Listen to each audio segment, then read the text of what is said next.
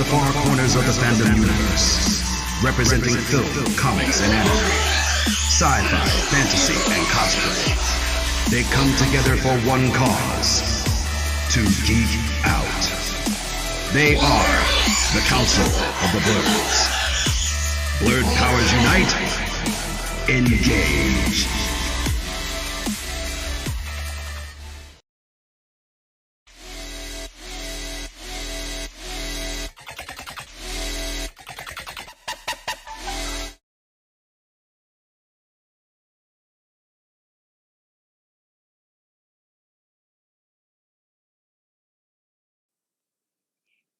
Right, I think we should be good to go. What's going on, ladies and gentlemen? It's your boy Kendrick Grey, the Dreadlock Blerd, and welcome back to another episode of Council of the Blerds. So far, I am just joined by the ladies tonight. So we have Enigma's girl Kim here, and we have Dark Angel 29 Katanni here. Hey guys. I believe HB is doing some work at the moment right now, so he may slide in. Hopefully, he'll come into the stream, but if not, we'll just keep it rolling. Please let me know if we are coming in clear. We should be. So, of course, as always, be sure to like, share, comment, and subscribe. If you're watching us on Twitch, thank you for being a follower, first of all, and try to bring some more followers with you. That's always great. We're new here. Yeah, we're new to Twitch, and we know Twitch is a long game, so all the support is definitely appreciated. If you're watching this on YouTube, thank you for joining us on YouTube. Be sure to like, share, comment, and subscribe, and share the YouTube channel with anyone else you know.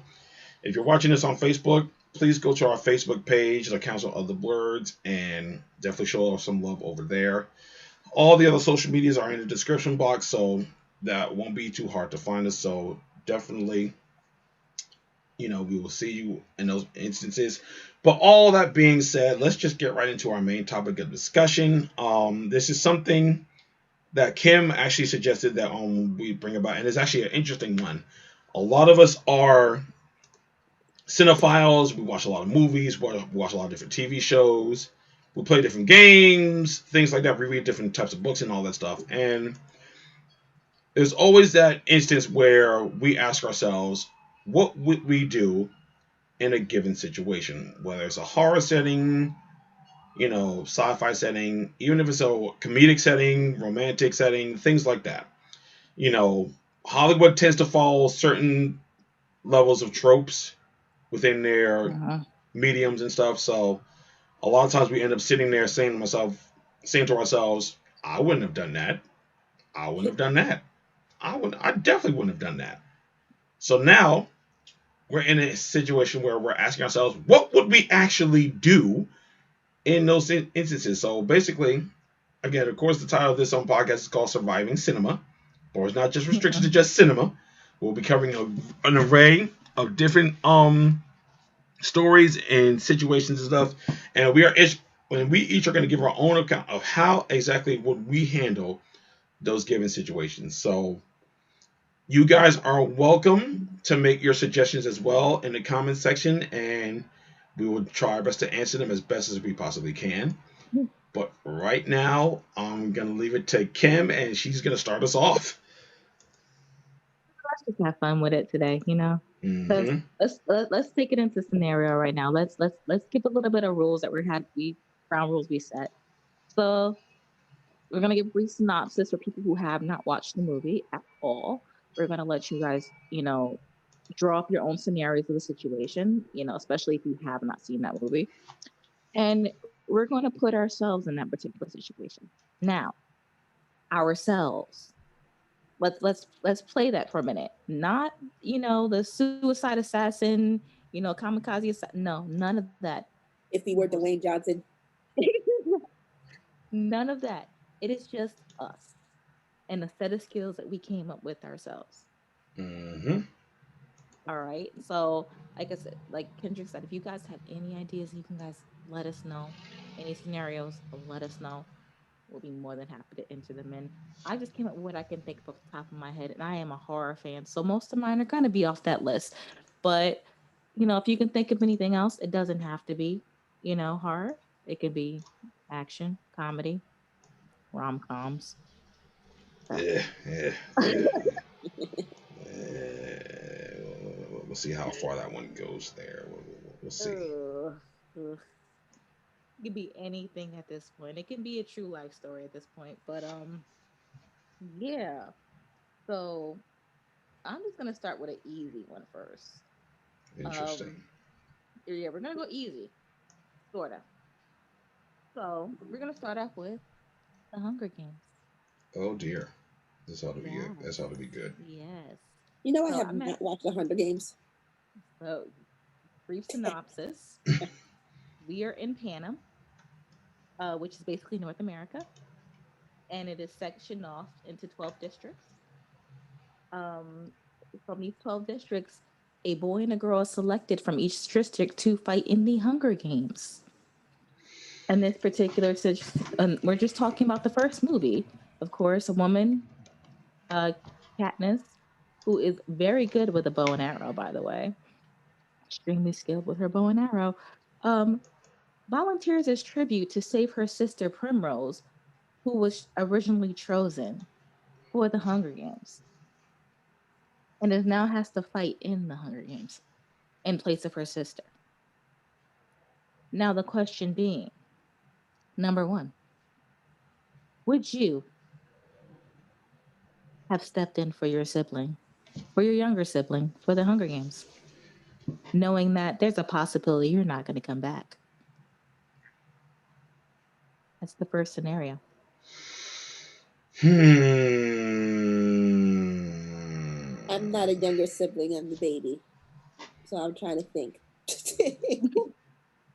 Okay, so I have two younger siblings, so I think now this is just me. This is me. Like, so basically, I'm not Katniss. I'm me. Mm-hmm. So, given my particular set of skills, I think I would definitely volunteer. And to take it a step further, I'd probably be the one going for the killing. That I think that's what I would do. I mean, I know we haven't gotten that far yet, but I think that's what I would do. You know, I know she's skilled with a bow and arrow and stuff. I'm really not so much. I haven't tried to use one yet in life, but I do have other skills and I can use other weapons.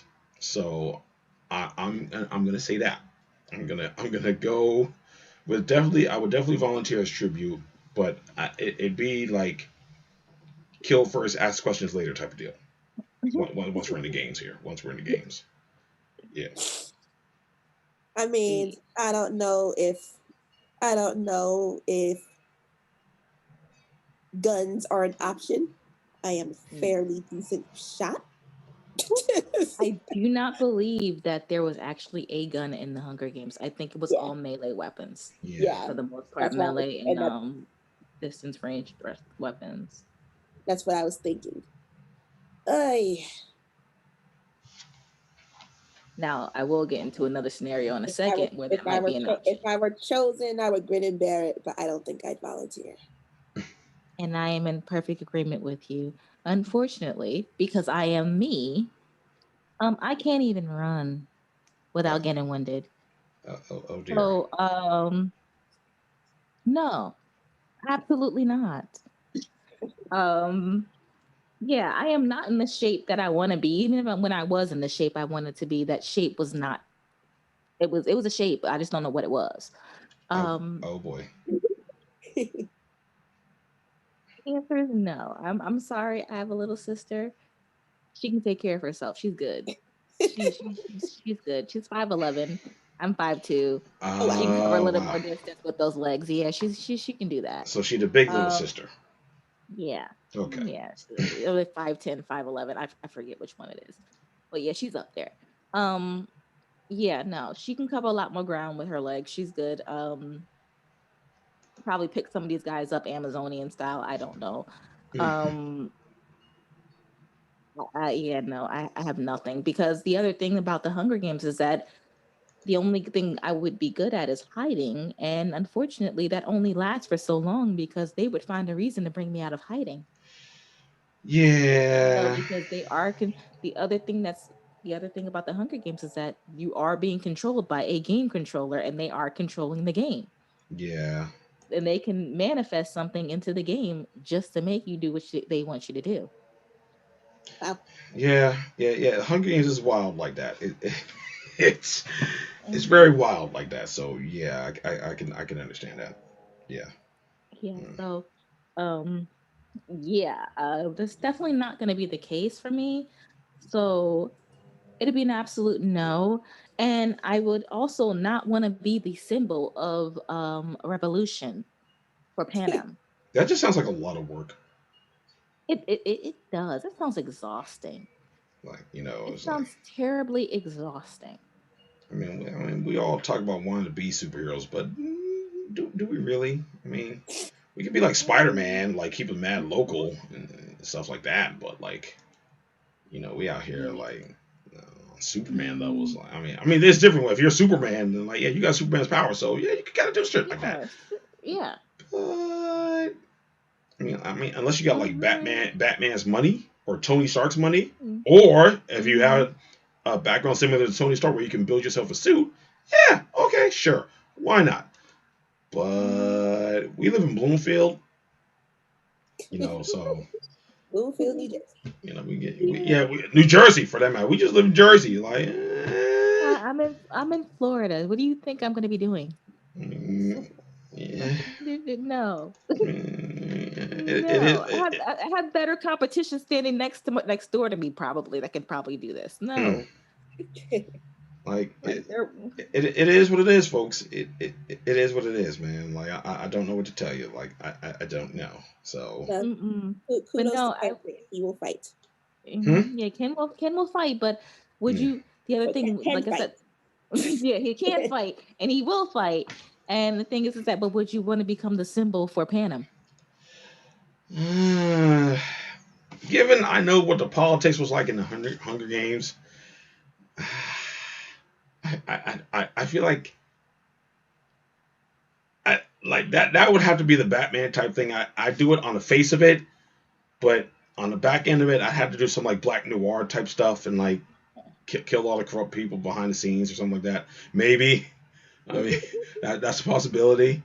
But I would just become a drunk like like there's that, just Haymitch just be drinking all the liquor. He drinks all the liquors, so I mean you could do that. So I mean that's an interesting one though. That is an interesting one. The Hunger Games one. That's an interesting little world to tackle there. Yeah, exactly. And like I'm just thinking like, and overall, let's just think about it. Like the overall survival rate for that is so low. So I highly doubt, even in that scenario, I would survive. Right. Even if I was chosen, I don't think I would survive. I would probably do whatever I can to train and learn what I can in training, and try to maybe look for weak points in my opponents while they're training. Maybe I'm good at observing things like that, but trying to form alliances and things of that nature, it's almost impossible. So, I mean, we saw what happened. We saw what happened when she first tried to make an alliance with somebody. Old girl got killed. Yeah, that failed very hard. Like very hard. So yeah. Yeah, no. So I'm good on that. So. Yes, I am a fan of the Divergent series, the book. Not the movies. I'm just answering a question from the actual chat on YouTube. I am a fan of the Divergent series. I do love it, but I prefer the book way more than I prefer the actual movies. And it's not surprising why they didn't finish making the movies, because the first one was really good, the second one was just crap. I was about to say they like really goofed on the movies though, right? Yeah. It was not the easiest of movies to interpret the Divergent series, in my opinion. But going into that scenario, and then just flipping something else in there on the same lines and almost the same premise and made before the Hunger Games. I'm not going to go there.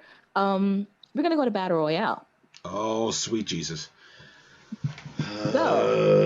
Oh boy. We're not.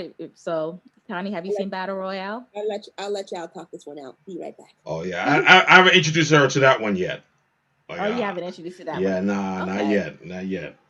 Okay, so our viewers at home, 9-year-old you, because it's not 9-year-old you, ninth grader version of you. 42 of you sent to a desert island, and you're giving map, food, and weapons, but you have an explosive collar fitted around your neck.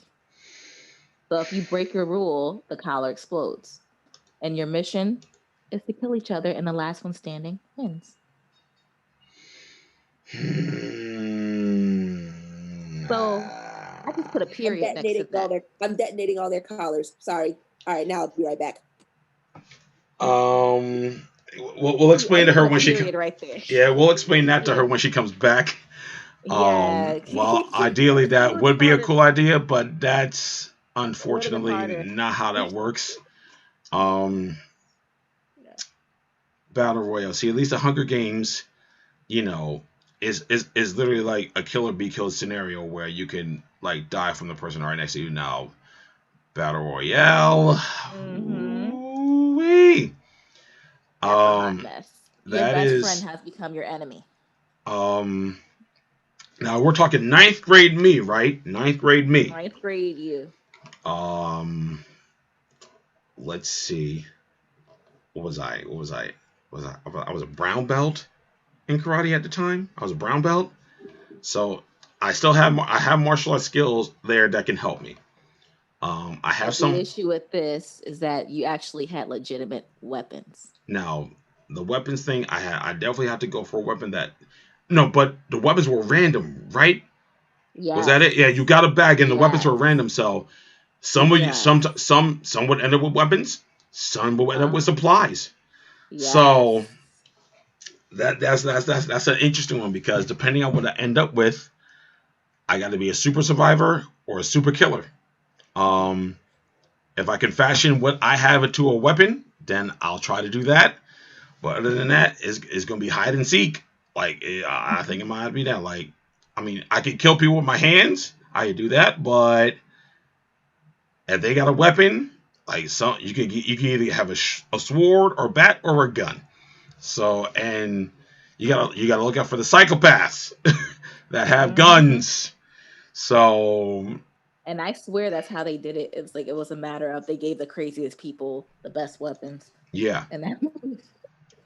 Because like I'm even thinking back to the first one, the first Battle Royale, craziness, madness.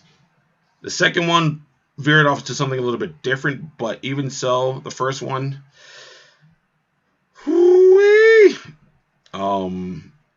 yeah. So I think that's how I would have to go. I would have to like be very, very much aware of what I'm working with, but I'd have to definitely I have to make do it since I have martial arts skill, I'd have to depend on my hands. I would have to depend on my hands at this point. So yeah, I'm gonna go with that. Now, when I die, that's a 50-50 thing. Because depending if I get caught out of nowhere, it's a wrap.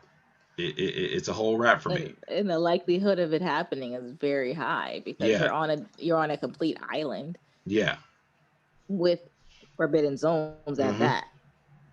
And then just so everyone is clear, if you do not participate, the people running the program are going to kill you with the neck with the neck bomb. They are going to kill you with the neck bomb. So yeah, there's that.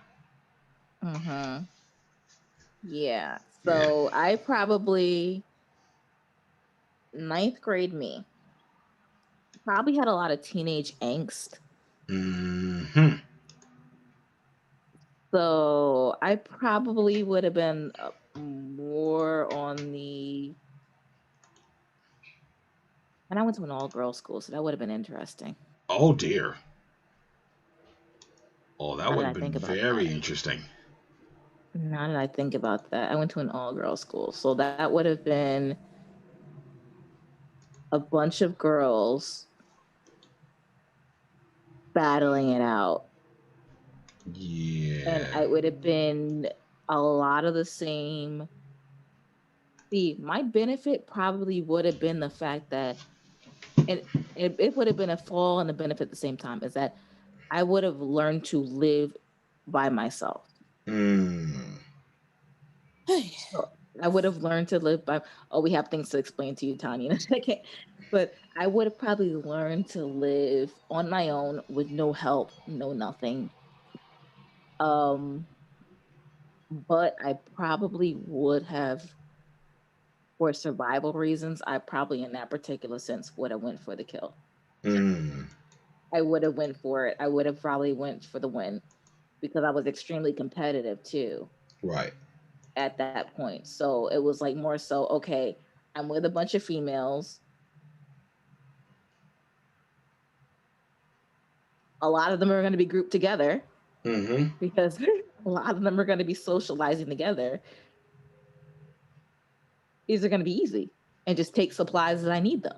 Right.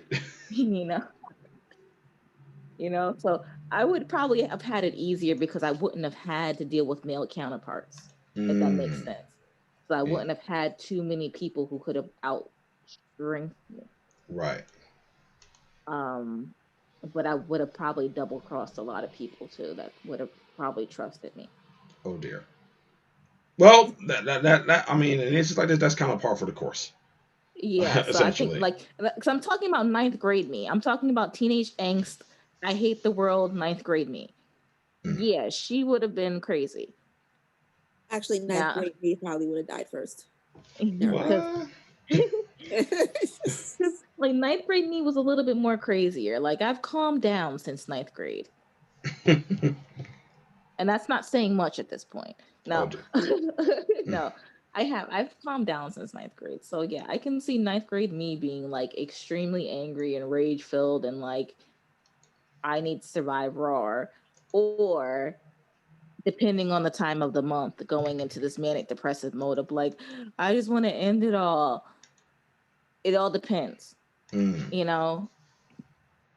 So because, females are going through like hormonal stages and crazy moods and stuff like that. So it just depends on when they caught me. I probably would have been a wreck after I got out of there, but if I won, of course, but I think I would have. The psychological implications of the battle royale contest are palpable. Like it's it's not even a joke. It's really not. Like yeah. Like I think I would have been a wreck. Like I would have been crazy actually. The battle royale tournament is that serious. Unless you're crazy already. Like unless you're crazy already, then you got no problem. You got no problem. But if not, then yeah. That would be something. That would be something. Yeah. Extremely. But Tani, what we were gonna explain to you, I don't know if is she back yet? Yeah, she's back. Here. Okay, yeah. What we're gonna explain. So basically, the neck bombs were not for you per se, unless you were just a good hacker and you can get into them. The neck bombs, they would detonate if you didn't participate, or if you broke a rule. So it's like you went to a forbidden area. I guess trying to hack into someone else's collar was probably breaking the rule. So so think of it like Suicide Squad, but very foolproof. Yeah, very foolproof. I was thinking more of Belko experiment, but yeah. Yeah, like it's basically like Belko, but really not Belko because it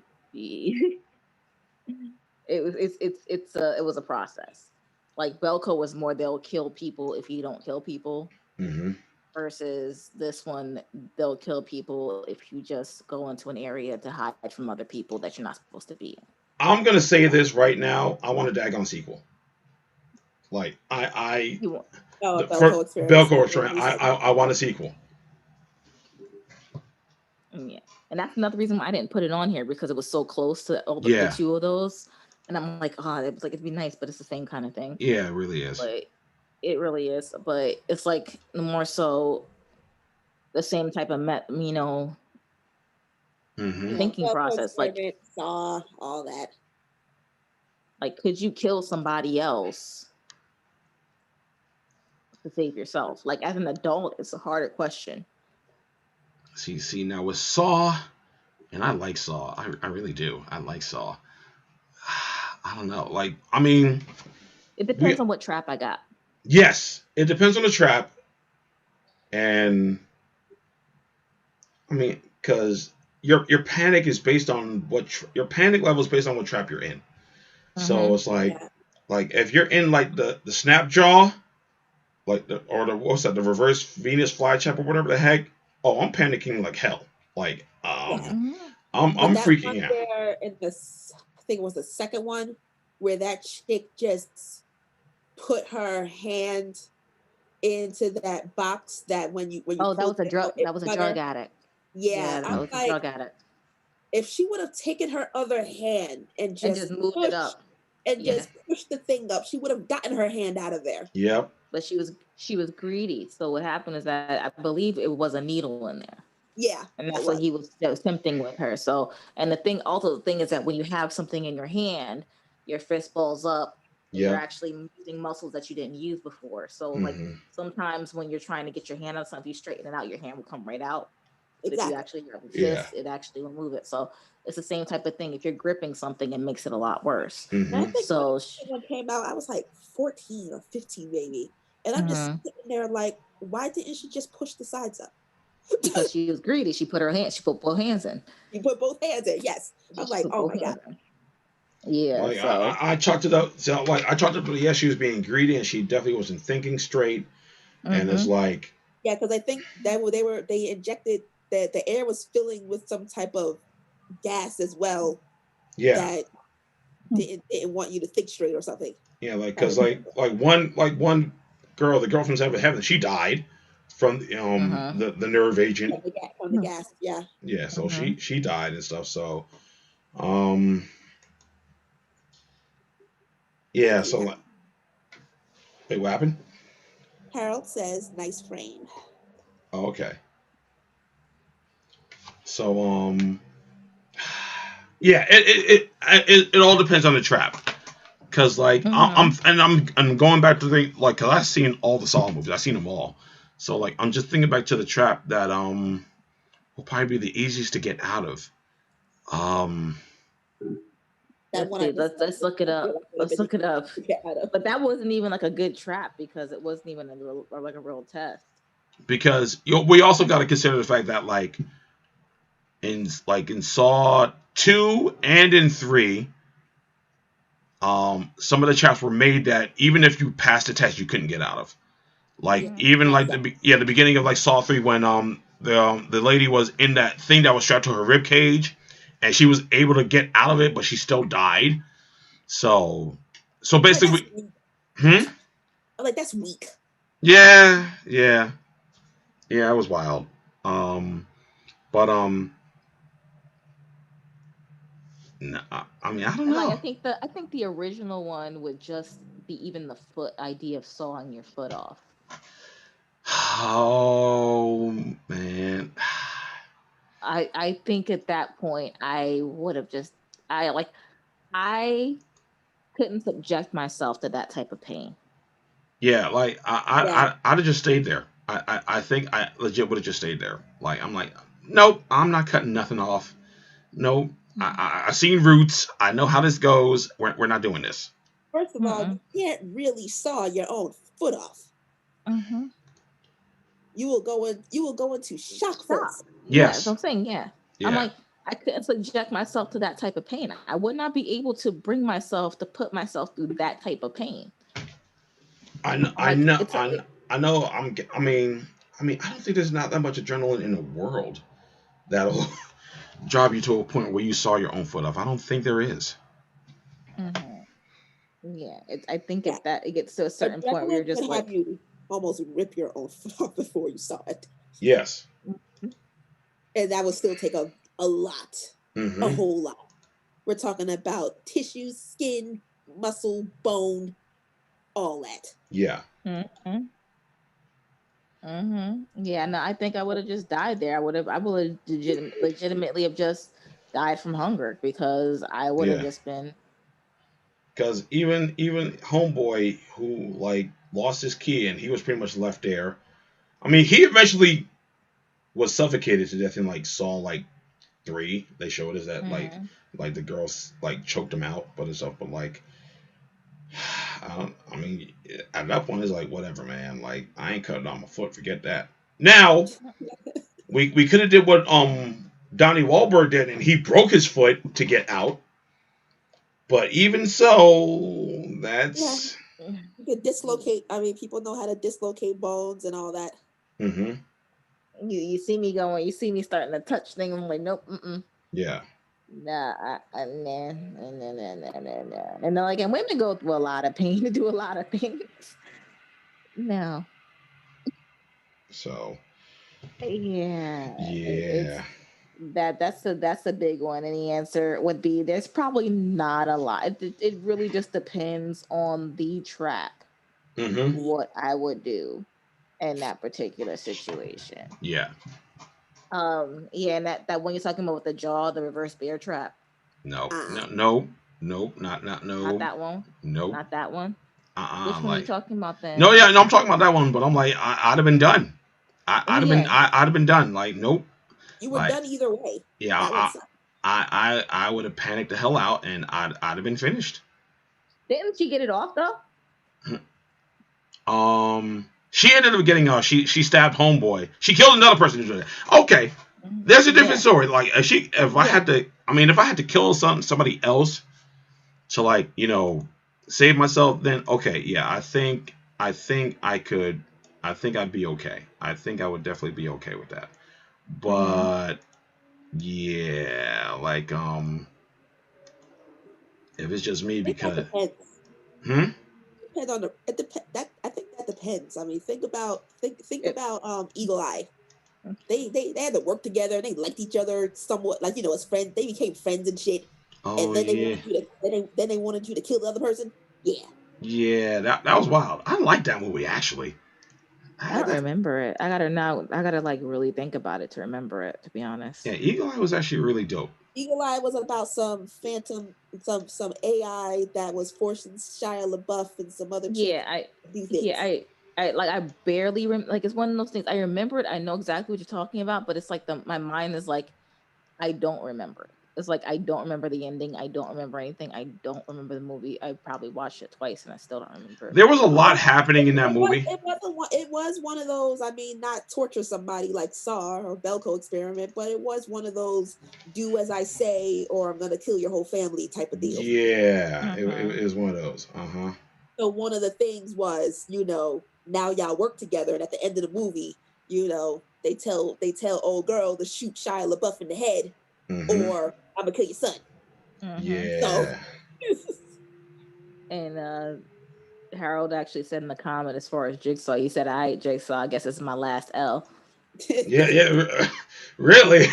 At this point, like I can't do nothing about that. Could you imagine ending up killing everybody in Battle Royale and then coming out and you end up in Jigsaw's puzzle? Like, come on now, bro. Oh God. I'd have gave up. I'd have just like, you know what? That's probably the end of Belko Experiment, because remember that dude was still being watched. Right. I would have been hurt. Or like feelings all up hurt. Maze Runner. It's another one. I couldn't get to that movie actually. I still haven't gotten through that movie. I like that one. I got through 2.5 of the movies. By the middle of the third one, I was like, I'm done. I didn't even watch the third one yet. Maybe I'm not quite sure yet, but. Yeah, but all right. Actually, you know what? I did finish it a couple of, maybe recently, maybe a couple of weeks or a couple of months ago. I did finish the third one. Because I remember being satisfied. Because after how the second shit ended, I'm like, yeah, the way the third one ended, yeah, that's cool. I'm not going to say what it is, but that needed to happen. Yeah, I guess. I mean, all right. So let me just move along. Let's change the subject. Let's change to something a little bit more lighthearted. I guess you can call it that. Actually, no. I'm gonna go with something even further. I'm gonna Home Alone. 8-year-old you. Who are we? In Kevin's You are situation? Kevin. 8-year-old Kevin. So you were in Kevin's situation and left home by yourself. I was going to a neighbor's house and tell him I was left home alone. I'm like, damn, what the hell? Goodness, like literally 8-year-old Kevin McAllister, and you're home alone and someone is trying to rob your house. Oh, we got to the robbers already? I thought we were getting to, I thought it was like before the robbers. If like no, it's the whole scenario. We've been left alone. We haven't told anybody that we've been left alone. We haven't even called the police. Well, because remember their power was out for a little bit, or their phones were out for a little bit.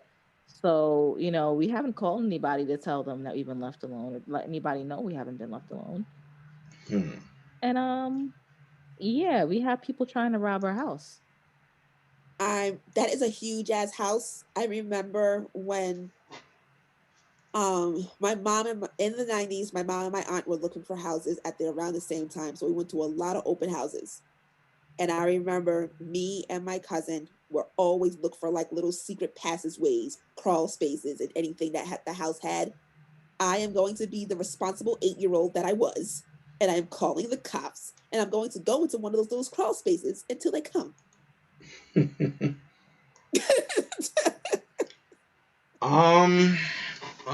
Let's see. So like the robbers are at like the house, right? They're already there, right? Well, we already know they're coming. So let's just go into the scenario that you know they're coming to the house, and you know exactly when they're going to be in the house because you overheard that conversation. I am. See, I'm on the mindset. I'm like, all right, I gotta get out of the house, which Kevin was able to do. He was able to get out of the house. Mm-hmm. That's the first thing I'm doing. I'm getting out of the house. I'm running somewhere, like, because homeboy went shopping by himself. I don't even think they showed. Like, I don't know how close the store was to the house where he was able to do that, but I'm gonna do that. I'm gonna warn somebody, like, because last thing you need to be is in a big ass house by yourself. I mean, I'm pretty sure there's a lot of places you can hide if you know the house very well, but yeah, I am definitely calling some. Houses like that, they had a shit ton of crawl spaces, laundry chutes, all that. Yeah. I wouldn't want to be stuck in a laundry chute. Imagine getting stuck there and nobody knows anywhere. knows you're nowhere. Oh, well, yeah. There was a crawl space. There were 2 crawl spaces in the house that I grew up in. And I used to play in there all the time. I don't even think my mother knew. Like, my mindset goes more so to, if I'm able to walk around the city and do things, why haven't I walked to the police station? Because it seems like a small town. Yeah, right. Yeah, a suburb in Chicago. Right. I'm like, why haven't I walked to the police station and go, hey, so funny story. You're probably going to call child protection on me, but my parents left me home alone because they forgot me. Exactly. You're like, help. And there's some people that have been claiming that have been trying to get into the house for the past couple of days. Yeah. And I have been scaring them off with these little tricks that I've been doing. Please help. Yeah, that definitely should have been like the first thing to do. And I understand people don't leave kids sometimes, but like, yeah, just come by my house and see that there's nobody here, and then please understand, it's more than likely going to be robbed with all the rest of these houses here. Right. Like, I need all the help right now. Like, I'm literally by myself. I am 8. This isn't normal life, okay? Help me. I'm ordering pizzas and cooking microwave dinners. And I am not going to be brilliant enough. And let's even go back into that scenario. They're in the house, and I'm not going to be setting up traps. Right. I mean, I'm not going to be, I don't think, well, I have to stop my thought process for a minute and think about what 8-year-old me would do. Yeah, I'd probably punch somebody. I would be that kid that comes up with like a butcher knife out of nowhere, but it wouldn't be a smart idea. You know? Right. But they could have probably lied to me and told me anything, and I would have been like, mm-hmm. Because that's just me. That was 8-year-old me. It was like, okay. Yeah. And just run off. Like, it was nothing. I mean, eight-year-olds is an interesting age. It's like, because then it makes you wonder, like, how the hell you come up with a battle plan like that, bro? Like what do you do in your spare time to be thinking of things like this? That's why I was when people be saying that, like, Kevin McAllister grew up to be Jigsaw in the future, I'm like, pretty much, yeah. It might as well have been. He might as well have been Jigsaw at that point, because ain't nowhere in the world you coming up with battle plans like that, and you just out here executing them like you the cops, or the CIA. Like what's going on here, bro? Mm-hmm. So exactly. So yeah. Oh boy. I'm just gonna address something like Harold said in the comments. I actually thought about Cube, and I actually took it off my list. And the reason why I took it off my list is because Cube was specific. Don't mind me. I've been messing up my words for the past 3 weeks now, and I have no clue what's going on. And we're gonna get that checked out because it's not normal. But yeah, Cube was specific. They put a specific group of people together inside the cube. Yeah. And basically at that point, those people had different points of knowledge in order to get them around. Mm-hmm. So I don't necessarily think that Cube will be a good option, because at that point I'd be like, okay, what piece of knowledge do I have to be in this group? Because I'm not a mathematician, I'm not a physician, I'm not a doctor, I don't have a PhD in anything. I'm not a super math genius. There's nothing that I can provide. I'm not a survivalist. There's nothing I can provide in the cube to actually survive that scenario. So yeah, I did take that off the list because that was on my list. And you actually just made me think of another movie, and I'm going to actually look that up while you guys are talking about the next one. Let me see. I'm trying to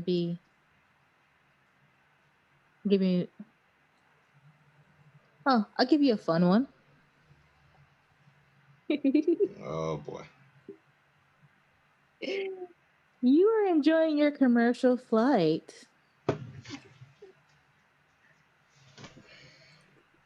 And unfortunately, I can't even read this. Assassin releases a bunch of deadly serpents in an attempt to kill the witness on a plane. Snakes on a plane. I'm gonna be straight up. I'm leaving everybody in the back. I'm going to the front. I'm not playing that game. Huh? Locking yourself in the cockpit. Didn't the snake get in the cockpit too? It snakes can get in anywhere at this point. You know what? Scratch that. I'm gonna try to pad up myself with as much as I possibly can. If I got to carry on with some clothes in it, I'm taking my clothes out and I'm stuffing it all over myself, because if a snake bite me, they gonna bite this clothes. I gotta see that's a wild one, to be trapped in a confined space like that with a whole bunch of snakes that are, I assume, are horny, if I'm not mistaken.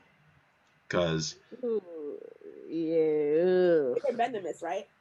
They were all venomous. Yeah. Damn. So yeah, Yeah, my problem is that I have been watching too many of these plane crash documentaries to know too much about being up there, that I would have just blew the plane up, personally, but that's just me. So, I'm like, it takes you how long to get the plane down? You'd rather die that way than slowly and painfully from a snake bite. look, man, like, listen, like, So that was the dumbest move ever. Like, how did you know that the snakes were going to get the person you wanted? Oh, Number my one. I don't even think he considered that. I just think like look, everybody gonna die on this plane. I don't care. As long as the person I want to die is on there too, and he die, I don't really care. Like, Wow. if everybody got to die, so be it. It's so weird because I actually did learn a little bit about snakes and what to do in certain situations, and I forgot all that information. Mm-hmm.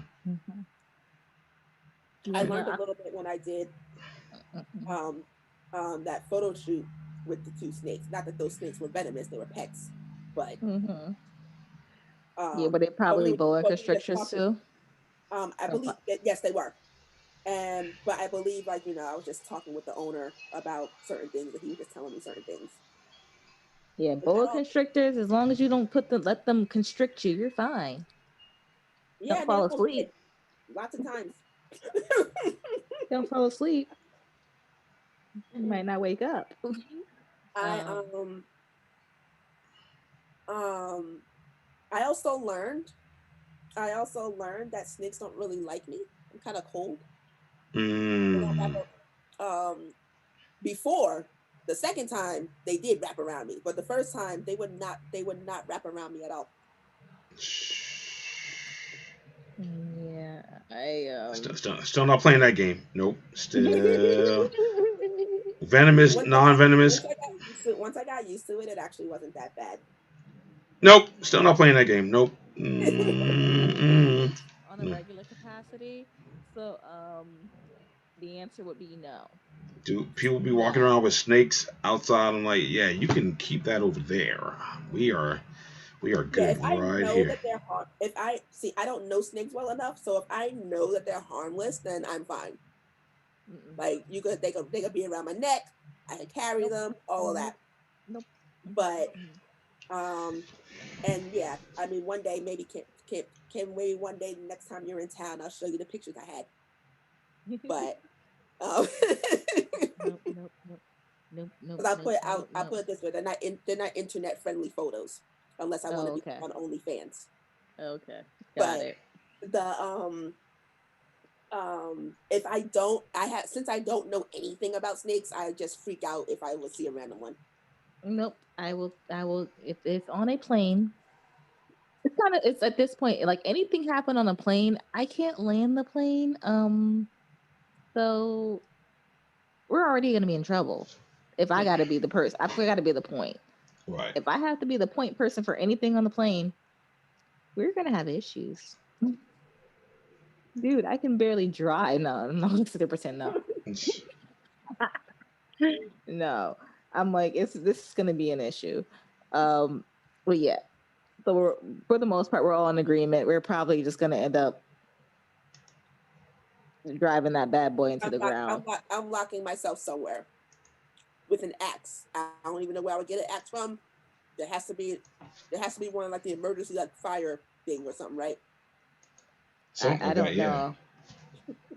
I don't know. I don't think so. I don't think so. I don't think they even allow stuff like that on there. I think the most thing is a fire extinguisher. Yeah, I think that's about it. Like a fire extinguisher in a microwave. Like, how you make a makeshift shank out of the mugs that they use. I don't know. Man, like, probably break a glass and get those little mini glass bottles. Yeah, right. Steak knives. I mean, that's pretty close. It's a little small, but steak knives. They do have steak knives in first class. If they're serving food. Oh, yeah. That's the biggest thing. If you got food on that flight, which most of them are not serving food at this point, yeah. I'm trying to think what's flammable on a plane that you can use. What's flammable on a plane? The plane. Literally, the plane is flammable. You can burn the seats. You can burn the plane is flammable. Man, there are gases in there that you can probably ignite, but the problem is that the most you're probably gonna have is a lighter, if that. Yeah. And you're probably gonna have to. And if you're not a smoker, you're probably gonna have a hard time finding somebody with a lighter. Yeah. And that means going into their luggage or their bags, which probably will have a snake in it. Weed is legal. Somebody got a lighter on them. Yeah. Yeah. Or there's some rich asshole on there that always has like trying to smoke their cigar or some shit. They got one of them like super lighters or whatever. Something. Like it has to be like you're literally gonna have to fight snakes to get to a lighter. Mm-hmm. I'm like, point. We're gonna find a way to get that bad boy to the ground fast. Yeah. It may not be the ending that you liked. That movie was so dumb. That's why I started laughing. I could not laugh. But Samuel L. Jackson, though. There's too many. I mean, he did say he would do any movie. He was never turned out a role. Yeah. Mm-hmm. Oh boy, Samuel L. Jackson. Yeah. Oh man. I'm just going down my list. Like I said, I got some on my list that are interesting. So we've all seen Parasite, right? I seen Parasite. I saw Parasite. I can't get into it, no, honestly. You can't get into Parasite? No. Okay. Another premise, but I couldn't get into it. Okay. So, quick synopsis.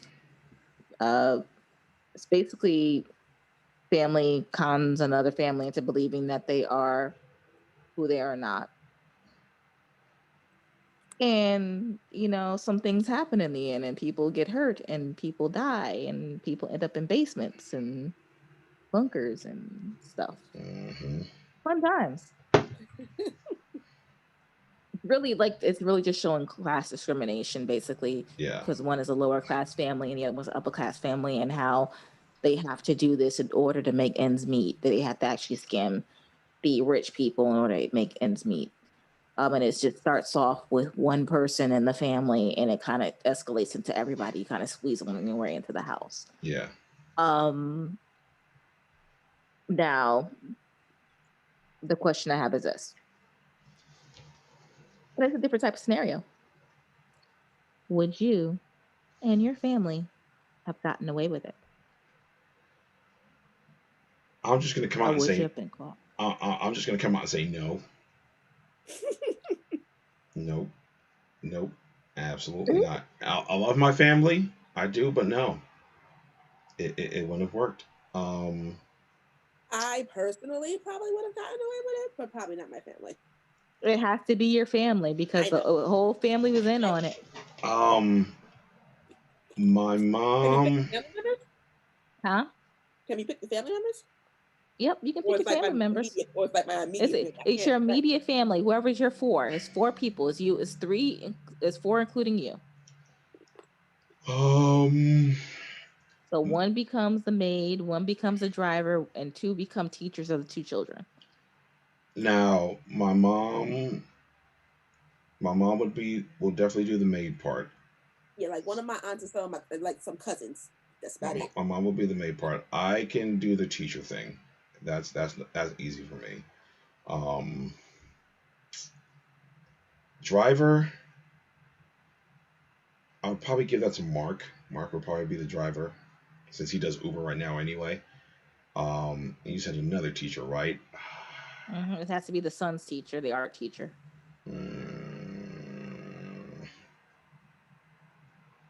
See, I want to pick my older sister.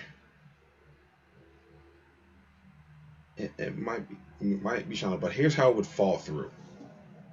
Somebody's gonna talk, and it's not me.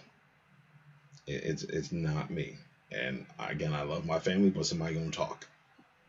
Somebody's gonna say the wrong thing to the wrong person, and the whole jig is up.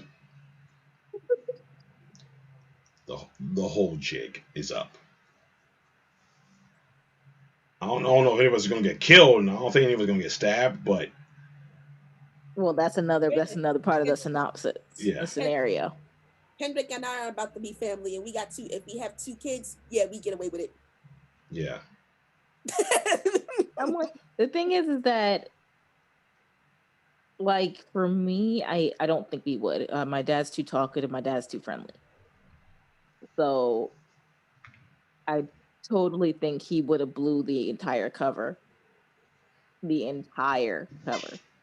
himself. Just driving because he just likes to be friendly. No.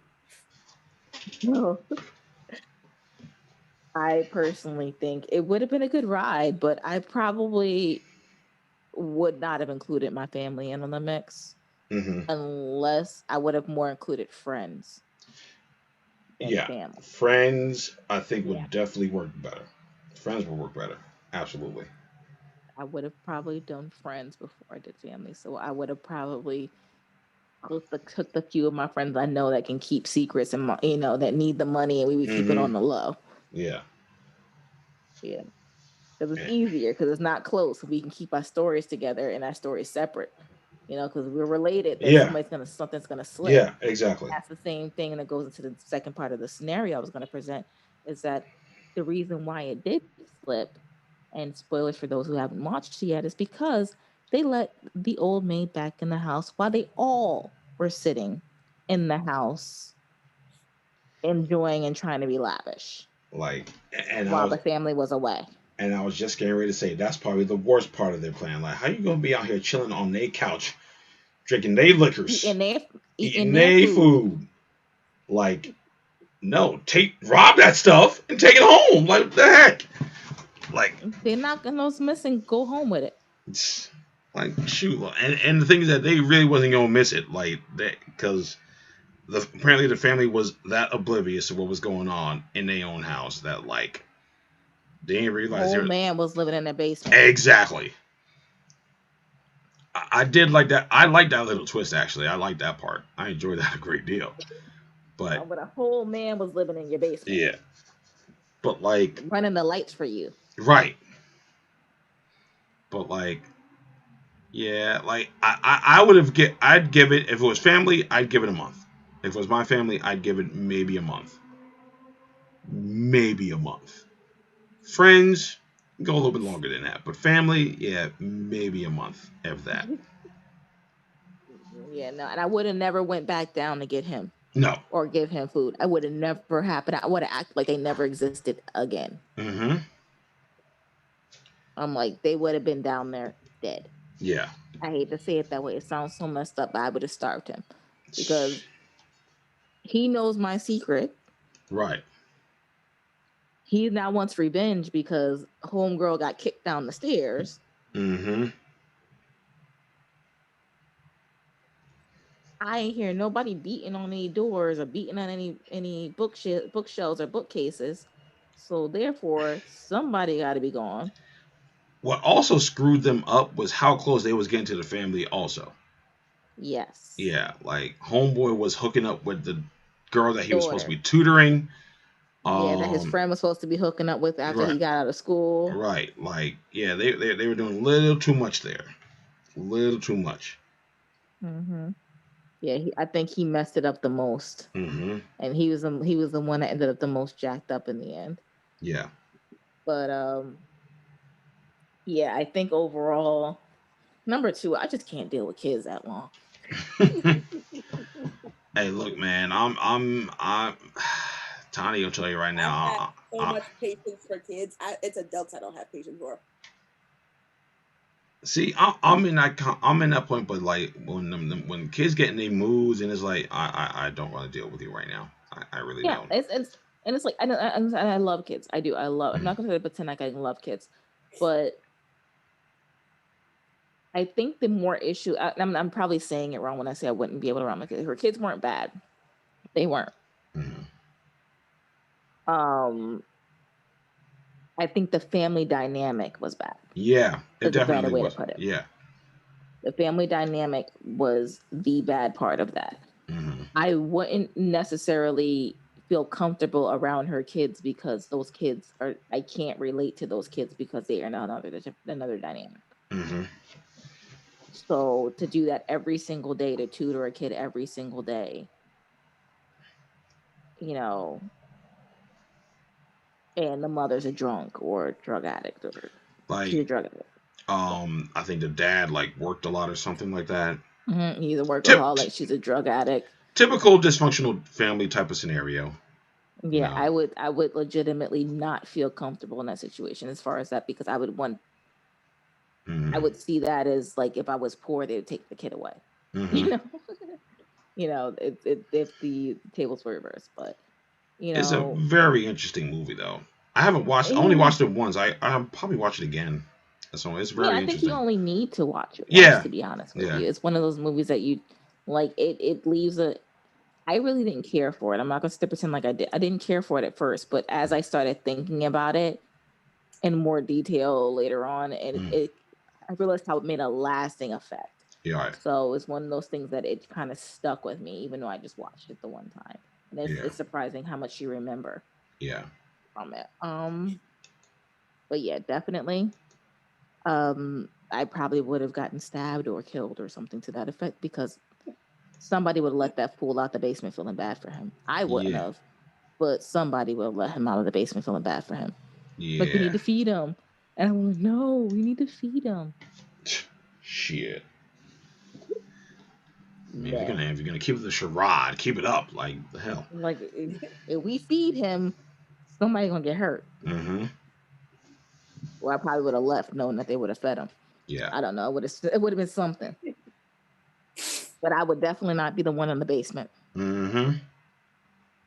That's not happening.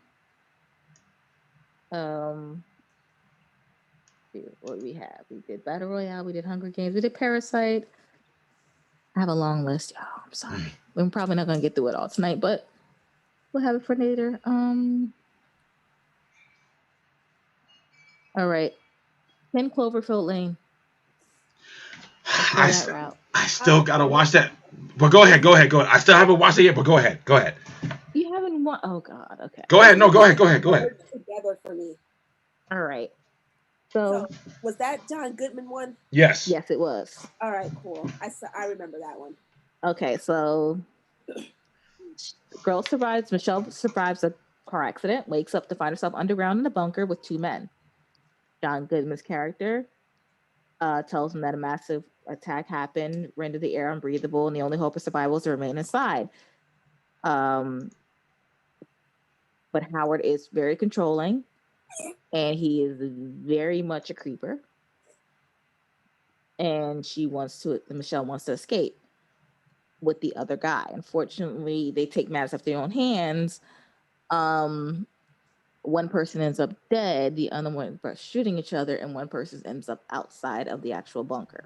Since you haven't seen it yet, I won't tell you necessarily who.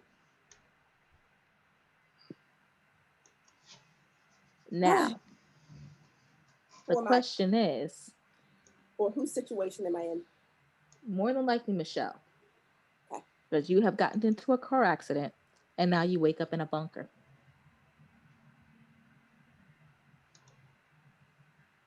And this man is telling you need to stay in this bunker.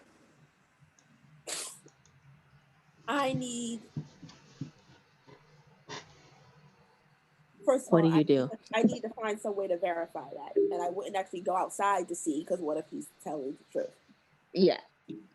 So I would try to verify that. There has to be some cell service or radio or television or something. I don't know how I would feel about that, because they didn't have anything down there except for his record player, wasn't it? Yeah. It didn't seem like they had any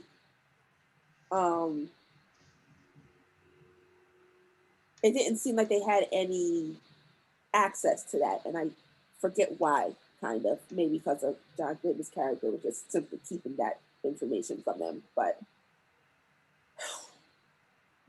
And just to throw insult to injury, Kendrick, since you haven't watched it yet, there is a missing persons thing that gets tied into this as well. So I forgot about that. Damn. Yes. As I said, all three of those movies kind of merged together for me, but I do remember 10 Cloverfield Lane, because I think that was they were all kind of dumb to me, but that way. Yeah, but the two men are both saying the same thing. The two men are saying that they're both saying that something's wrong, but you have just woken up from a car crash, so you have no clue what's happening. You just woke up in a bunker. And the one time that you do get upstairs to actually see what's going on, you're getting ready to open the door. There's a woman banging on the door telling Howard to let her in. And she has lesions all over her body. Oh, yeah. So do you still try to escape? Or do you stay? I'm seeing, because I did see it, I'm thinking about the end, and I'm trying to figure out how did she get to that point. But she was fine. Mm-hmm. And I'm totally drawing the blank of how she even got there. How she got out? Yeah. It wasn't the normal way. It wasn't through the front door. It was not through the front door. I know. I gotta sit and watch this thing. I know. It sounds like I need to watch it again because I'm like, damn, the hell even happened here? Oh yeah, I remember it very clearly. It almost seemed like a prequel to the first movie. It actually was. I'm sorry, I'm putting my hand in front of the camera. It actually was.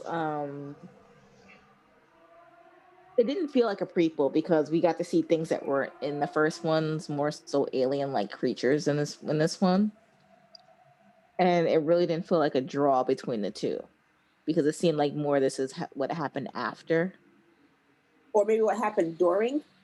Yeah, something we don't know. The first happening. Yeah, because until they make the next movie, we have no clue what the tie-in is on all these three movies. Yeah. Now I'm like completely drawing a blank on the second one. But anyway. Yeah. But yeah, it's, in my opinion, and this is, like I said, putting myself in that scenario, in that situation, I would deal with the creeper more than likely. Yeah. Because I'd be afraid of what is outside of that door. I think I can control the creeper. I can't control what's outside. Yes, and the creeper does have weapons, and the creeper does have stuff, and the creeper has a very bad temper. And it's extremely controlling. You make the right moves. You can definitely handle that situation with a creeper. I would.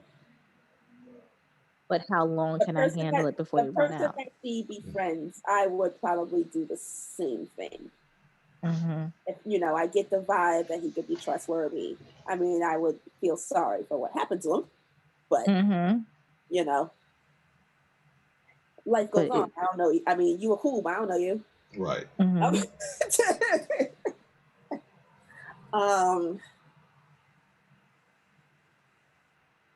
Yeah, I keep thinking about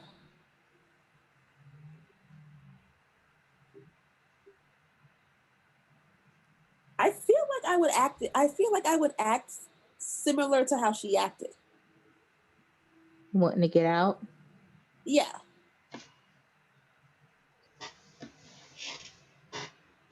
By the way, the actual person, I'm just going to throw this in here because it just clicked to me because I'm looking at the actual director and I never draw the actual comparison. That the director's name is Dan Trachtenberg, who is related to Michelle Trachtenberg. He worked on some other stuff. I forgot what though.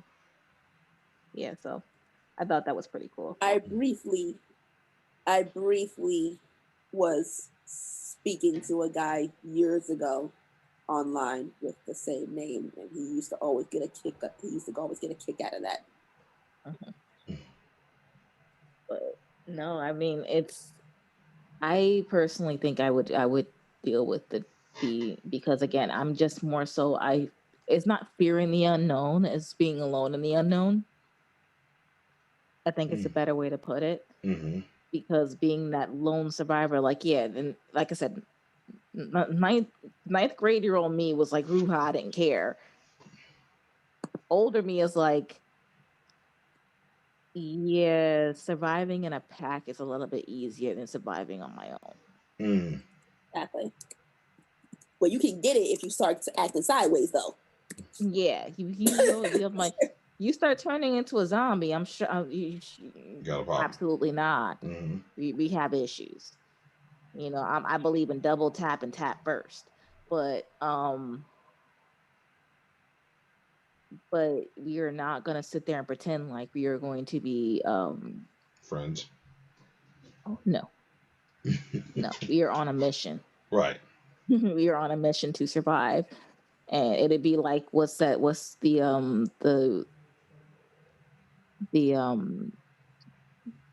is that movie, Resident Evil movie, where everybody's riding in buses and stuff like that? That's how we're rolling. Mm. That's how we're rolling. We're rolling out of here like this. I'm like, we're not gonna be rolling.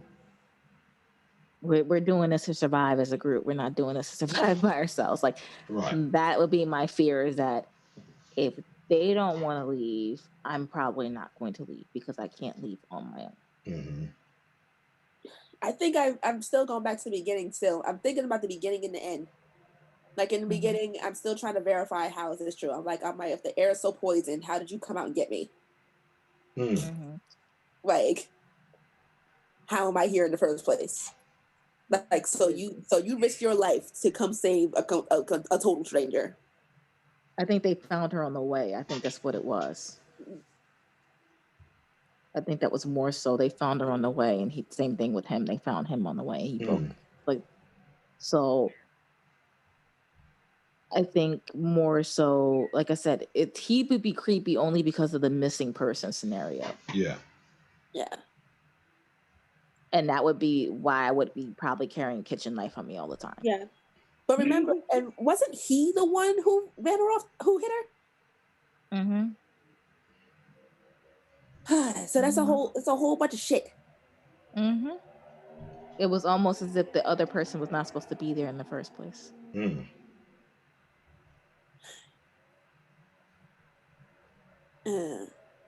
Yeah. I think I'm going back to, I probably would have handled the situation similarly to how she did. Okay. So you would have gotten out. Yes. Okay. Awesome. I think we're going with these pretty quick, actually. All right. So let's get back into the horror genre for a little bit.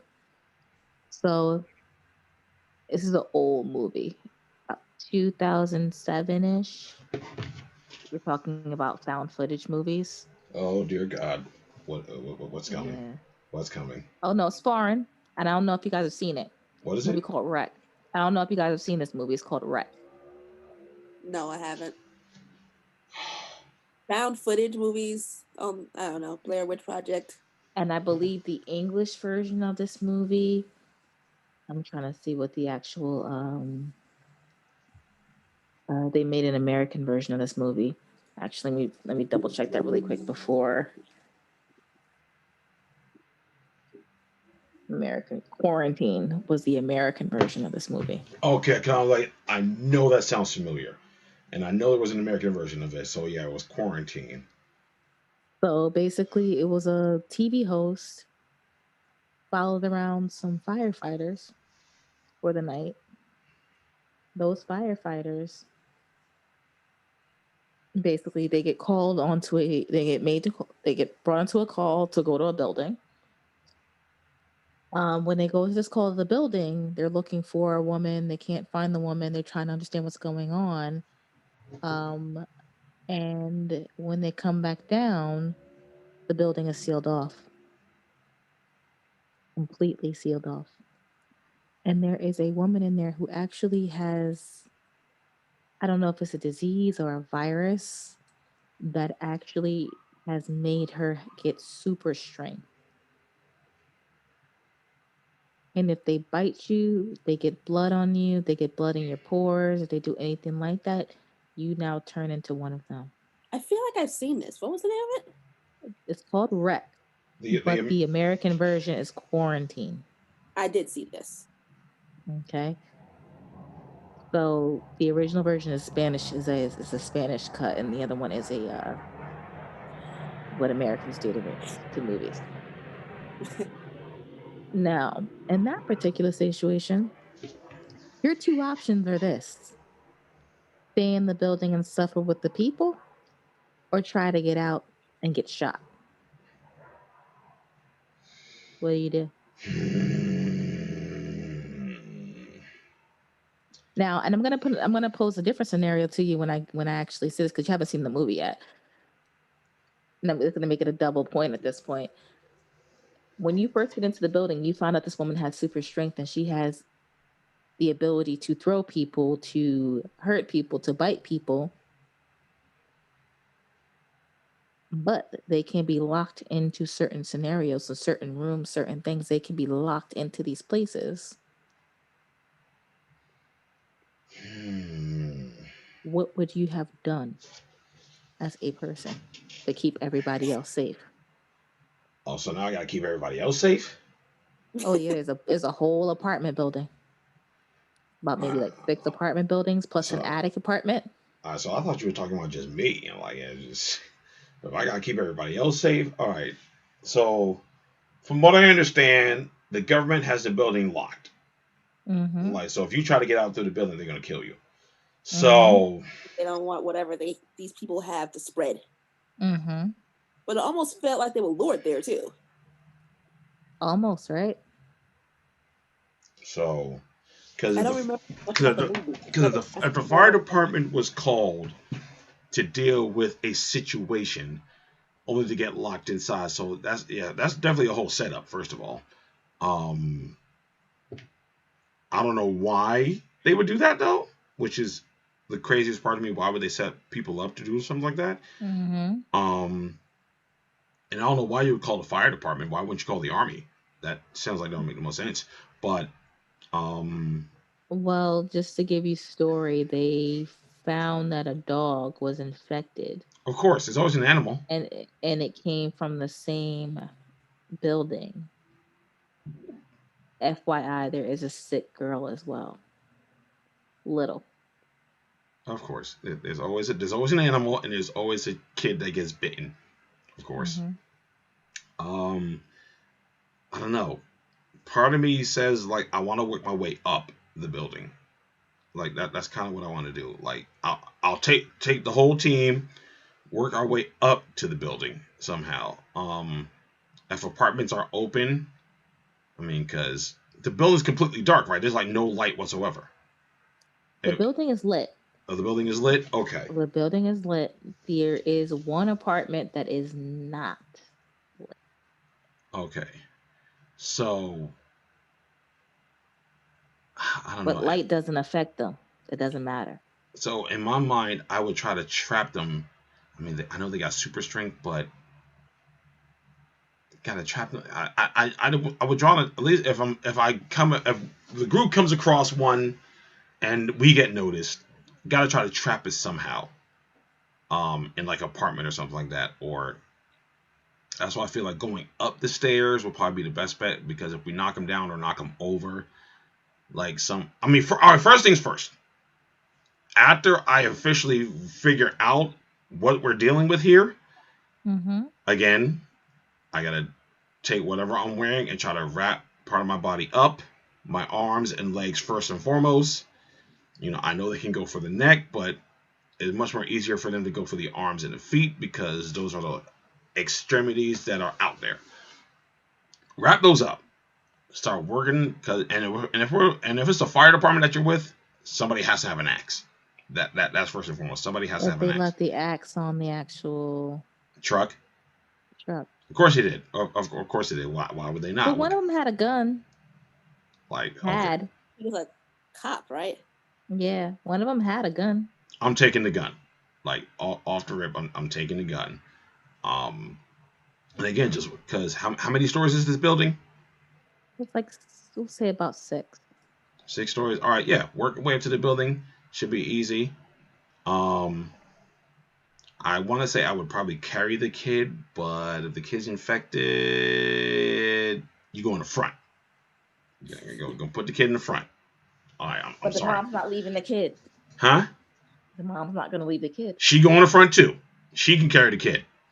Let y'all go in the front, and I'm going to have the gun right behind me, ready to bust a cap in both their heads. It's as simple as that. Once we get to the top of the building, see if there's a way to jump onto another building or something like that. No. I got a surprise for you for the top of the building. So that's all I got so far. Surprise for you at the top of the building. And what is that? It's not going to end well for you.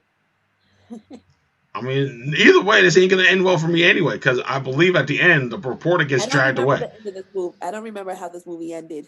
So. Yeah, she gets dragged away because they're in the actual attic, because the actual patient zero.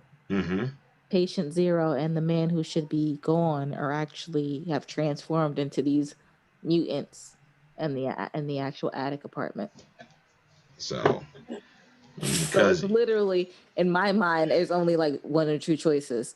Either you're gonna get turned into one of those fools, or you're gonna step out and get shot. Mm-hmm. That's my point of view on that. Yeah. I mean, I guess if I turn, I don't know if I'm coming or going, right? I'm just destroying. I'm just biting other people now. So who cares? Yeah, but you got to go through that torture of getting bit. Yeah. Like, look, or if anything, get me to the top of the building, let the kid bite me, and then I'm just jumping off the roof, and the government gonna get all this. They gonna get this disease. Like, if I'm going out, taking all y'all with me. Damn. Gonna send me go to a building to go take care of semester. He gonna lock me in. I'm like, no, y'all all getting it now. Fuck out of here. And I believe they were trying to make a second. I think there was trying to make a second point of that, a Rec 2 or something like that. I think they did try to make another one. Yeah, there's a Quarantine 2 called Quarantine 2 Terminal. Let me see. Oh, this one. Wait. So just reading a synopsis. On a flight from LA to Kansas City, a passenger becomes violent and attempts to enter the cockpit. The character is bitten by a lab rat, brought onto the plane by somebody else, and then it all starts there. So looks like, I mean, it doesn't last all on. It's not all completely on the plane, but yeah. So at least the CDC steps in to try to figure out what the hell it is. So there's that.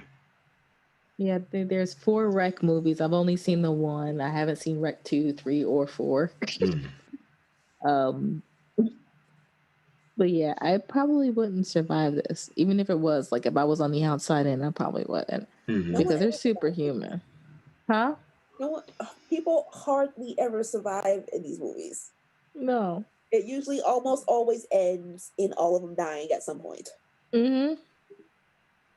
It's like, or you did all this work and then for what? Now there's like 20 million of them. Right. You know, versus you. It's like you get tired. Like I couldn't be Alice and freaking I couldn't. I'm like, I couldn't be Alice. And I'm like, I would imagine being in Resident Evil and having to constantly be going all the time. But yeah, like this, I would personally think there's only 2 choices. I'm like, either I'm going out with a bullet in my head, or I'm going out by some monster, or I'm starving to death in an apartment because I'm trying not to make noise and to let them know you're in the building. Mm-hmm. That's literally going to be my choice. Because if they got super strength, and I don't know what kind of apartment, I'm going to assume the apartment doors are like shit, even the ones we got here. Like, unless it's like, I mean, if it's a building, then, I mean, you would like to think that the doors are a little bit tougher, but... Probably fireproof doors or something like that. Mm-hmm. If they got super strength, I don't know.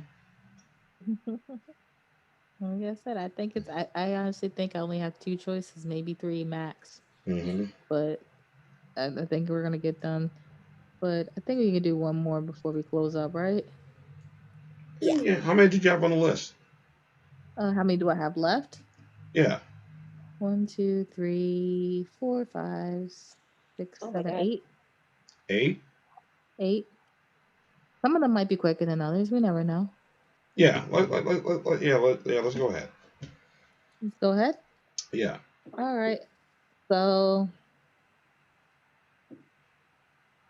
28 weeks later. Oh, 28 days later, not weeks. 28 days later. Gotta catch myself with that.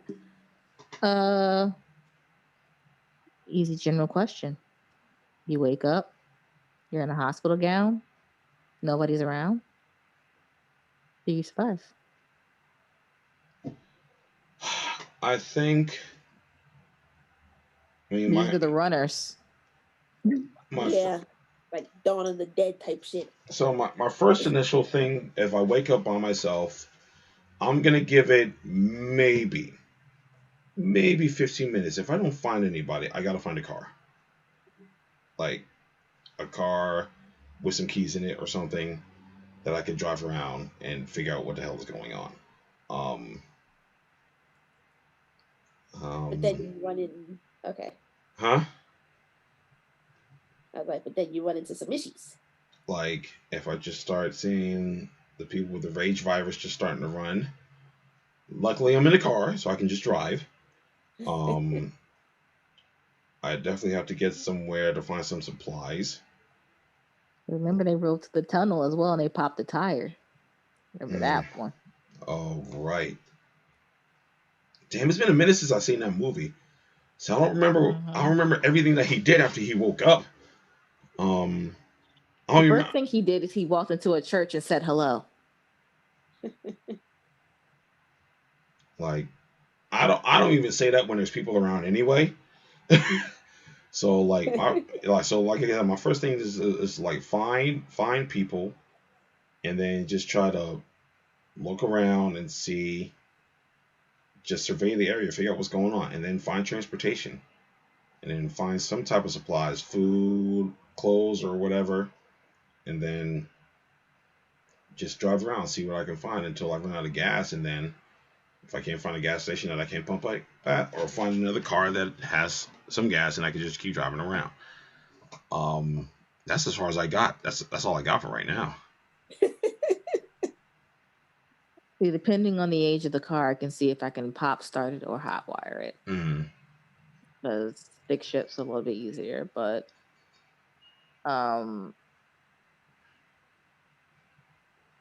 personally,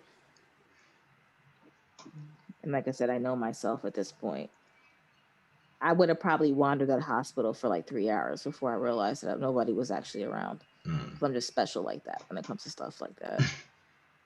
I really would have been looking for somebody at that hospital. Or clothing, something. I would have been looking for something to change into, put on, and I would have been so afraid to pull those needles out of my arm. So I would have been afraid to pull the IV out, everything. I would have been legitimately disturbed. So that would have been my first challenge to overcome, is getting that off and understanding that there's nobody around. Second thing would have been finding people to trust in that particular situation, because I don't know how long I've been out. See, those are always the things that interest me when it comes to, like, 28 days or even The Walking Dead. Is like, when you wake up in a hospital, it's like, how the fuck long have I been out? And who the hell just left me here while shit was going to hell? Like, what is happening here? Yeah, and I think that would scare me the most, because the fact that I don't know who I can trust now because I was left here. Yeah. I think the first thing I would do is go home. Out of just natural inclination, I would go home.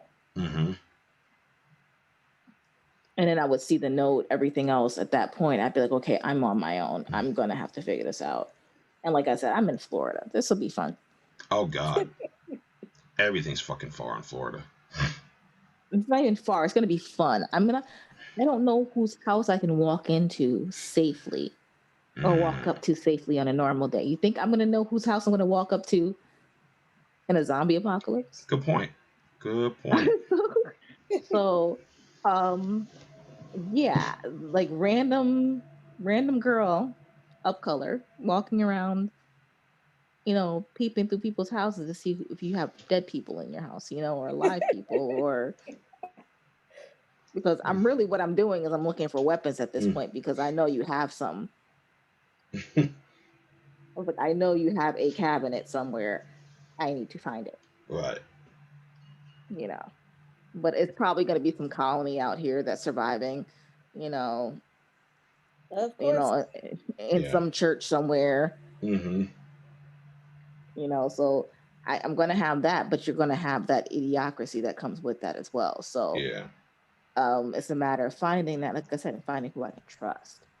That's going to be the biggest thing, is figuring out who I can trust, and if I have to pretend to be something I'm not in order to survive. That's probably going to be the biggest thing out here. Like I said, I'm putting myself in this scenario, in this particular thing, and I'm going, I'm not in the best of places right now. Yeah. Like throwing this MAGA hat. Let's go. Mm-hmm. See, and y'all are in the worst space, because imagine that happening up there. It's densely populated. Oh my God. Oh please, everybody would be bitten. Everyone. Oh yeah. It's so densely populated up there. So you could go to like backwoods New Jersey. Mm-hmm. You'd have to get out of the city. Like we really had to get out of the city, and like that would have to be like the first thing. We'd really had to like gather our supplies and jump in the car and hope that the parkway and the turnpike is empty. Man, listen. I put it this way: Jersey ain't the Garden State for nothing. Yeah. I know the back roads. Yeah, but it's like you're still gonna have to hope that you're gonna have enough to get from point A to point B, because you're gonna have to get out of pretty much central Jersey before you start feeling somewhat safe. Because like North Jersey would definitely be fucked. Like if you go all the way north, you may not have an issue. Yeah. Like Sussex County. Yeah.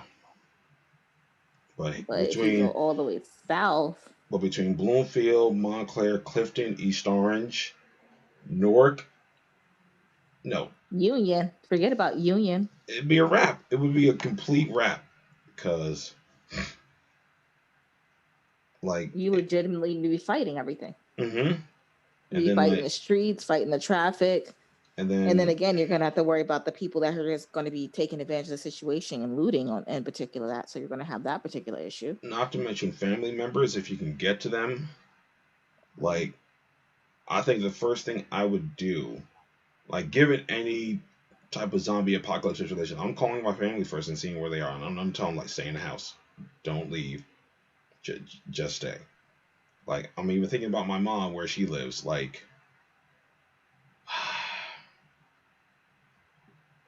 I feel bad for people in like Jersey City and Bayonne. In that particular sense, because you are stuck on an island pretty much. You have like a one way in, one way out scenario. Yeah, especially Bayonne. Yeah. Mm-hmm. It's like you're legitimately in a one way in, one way only. You're just like, you have to find a way out, and you can't go to the city. Nope. That's the worst place to go. Death trap. Yep. It's probably the easiest thing you can do, because you can just kind of either walk the path line or. Oh man.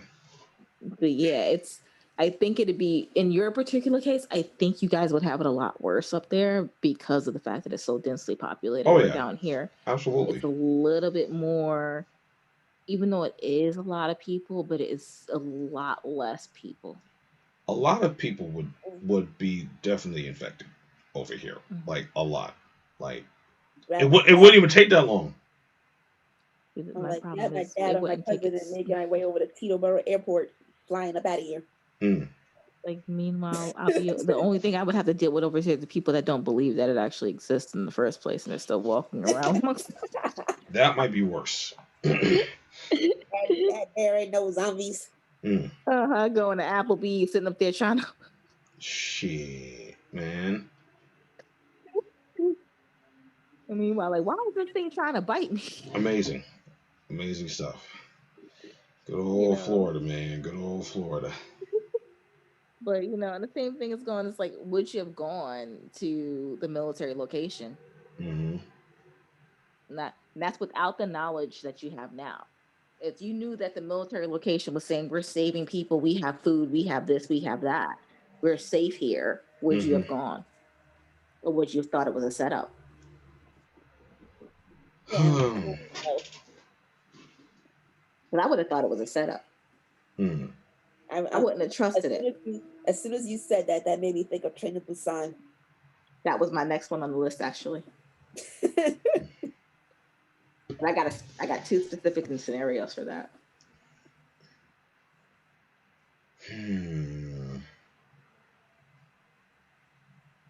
I mean, as far as like the 28 days later situation, that's all I got. Like, that's really all I got. Like, try to see if there's any people around. I'll give it about 15 minutes, and then I'm trying to go find a car, and I'm out. Yeah, I'd be looking for the familiar things, but it's like, as far as that, I would be more afraid of the fact that there's everything kind of. I would be thinking like maybe something went off and we had like a whole like Hiroshima type of thing happen, and I'd be so afraid of that. And I would not be thinking of, oh yeah, by the way, zombie apocalypse. It's sunny outside. You might want to get inside in the dark. Yeah. It wouldn't even dawn on me. But yeah, but the next one on the list is actually Train to Busan. Actually, it was, and I actually put two scenarios on there, two scenes basically. The first one where they got to the train station and they all walked off the train and got out of the train and walked up into the train station. Would you have gotten back to the train fast enough? Yes. I'm sorry. I'm hitting people with Goldberg spears. I'm kicking people. Especially the rich assholes. Like those rich assholes. Oh yeah, they're the first to get it. But yeah, I think so. You gotta, because I'm a person who used to slide down the railings as a kid. I'm pulling that. I'm sliding down. I'm sliding down shit, and then doing the whole T-1000 dive onto a train. Yeah, like. And the thing is that the worst part about it is that you forget what car you're in when you do that, so you're just running into a car. So it's like, man, that would be the worst part, because like, if you went into a car and it's filled with zombies, it's like, fuck. Oh, the next one next to you is filled, and you're basically in between, like you're in a hallway in between two cars, and they're both filled with zombies. I'll probably just stay there. Imagine that. I think I'd just stay there. Like stay to the side or something where they couldn't really see me, but I'm staying right there until we get to where we got to go. So in this situation, they couldn't see in the dark. Yes. But,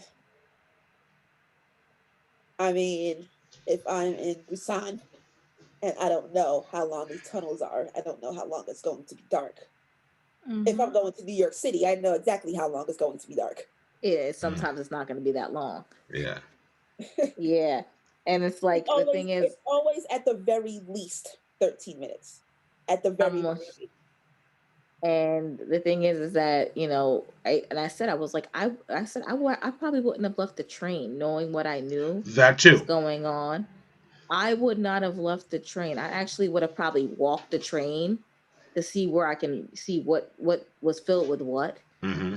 Like, I would have probably did like a quick run around the train, but I probably wouldn't have left the train too much.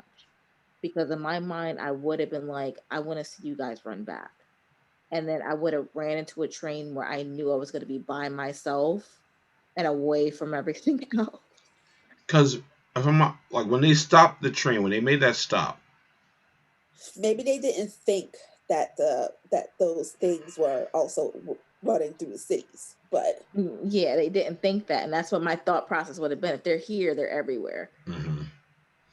And I'm like, because I'm wondering, how do we I think I would figure out how to detach the train. Like, because I mean, there has to be a way to detach those type of trains. Because I'm trying to remember, like, when they made that stop in that little town, it's like they didn't open up all the carts, right? No, they didn't open up all the cars. But the cars open differently. I think they open up into a hallway versus opening up into a, like, not like New York cars. Yeah.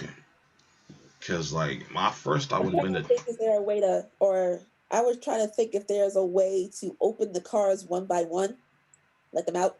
Right. That's exactly what I was gonna say. Like, if there's a way to open the cars up where they were in it, so they could run out, that might have solved the problem. And then bounce. Mm-hmm. But you would need bait. Let whatever town deal with that. You would need bait. That was the thing. You would need bait. So somebody would have had to slide the door open and run. The people who are already outside. Sorry. I'm like, because literally, my mind, I would have never left that train. I would have waited to see if people came back running, because they would always, if something was happening, you would come back running. I'm like, nope, I had nope out of the situation quick. I would have never left the train. The second scenario I put out was when we were talking about the tunnels, that tunnel crawl that they had to do. Yeah. I'm trying to I'm trying to think of a situation where if I can separate myself from them. That's why I'm trying to think if we could detach cars or get them off and then I bounce or something to that effect. But I don't think you could, not in that particular sense, not without a tool or something to that effect. Yeah. Because I think it's a little more complicated than just. Yeah, it's not like. Yeah, it's not like the ones up here. So. I don't know. That's somewhat it's a lot, because even like they said that crawl, I would have probably been dead because I would refuse to do that crawl. It's like it like if a car is packed, I don't think I'd do it. No matter how much time I have in the dark, it's like I'm clumsy. Oh, this is why I wouldn't even run up the stairs, because I already know I'd fall down the stairs. You know this. I am not going to take these chances, and I'm going to end up with a broken leg or a broken foot or something like that for the rest. No, this is we know myself. We don't run. So imagine me trying to climb up there. First of all, I'm 5'2", so someone's going to have to help me get up and get down.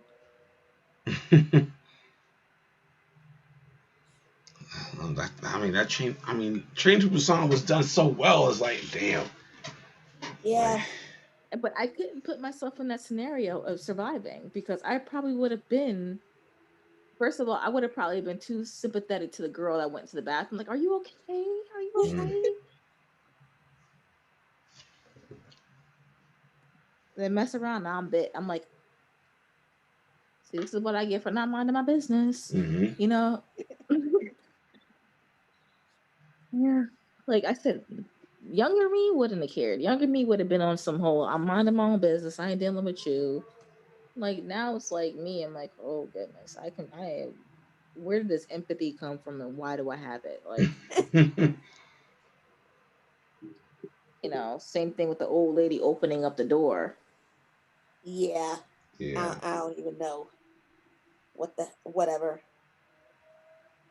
Yeah, I would have been off that train so I'm like, but at the same time, it's like they were so quick, they moved quick, they were another one that ran. I'm not a runner.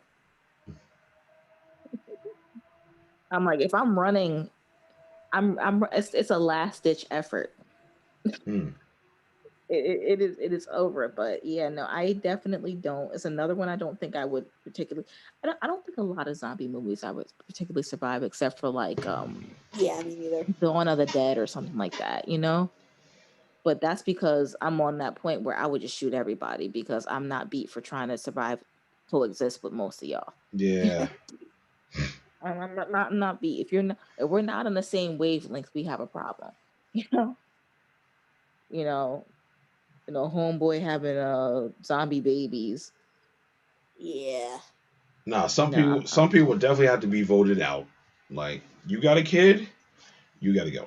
No, you got to. Yeah, it seems to be a whether the kid lets something in or does something stupid or has something. It's always that particular case. I'm like, but there's some smart kids. There's some smart kids that do smart things. But there are other kids that's like, you're like, the parents are like, protecting this my child. Yeah. It's like what I think about Quiet Place with that. I'm like, oh my God, kid. I still haven't seen that movie. What? Nope. I would totally survive a quiet place because my house would be near a waterfall. Yeah. End of story. Yeah. That makes so it would drown out all the sounds. Yeah. That's literally the legit option to make. Like, I'm moving to Niagara Falls. Are y'all coming with me? like, once I saw that scene where they were chilling by that waterfall and being all loud, I'm like, and you're not moving here because I mean, there's what? fish here, there's water here. I'm pretty sure you can find plants here. So I'm because I haven't seen the movie. So basically, the premise is that they have to stay quiet at home. Well, they just got to stay quiet in general because the monsters that are attacking are. I guess they're blind, but they react to sound. They have like super hearing. So it's like once they hear a sound, they go on the attack. So society pretty much has to live in silence, essentially.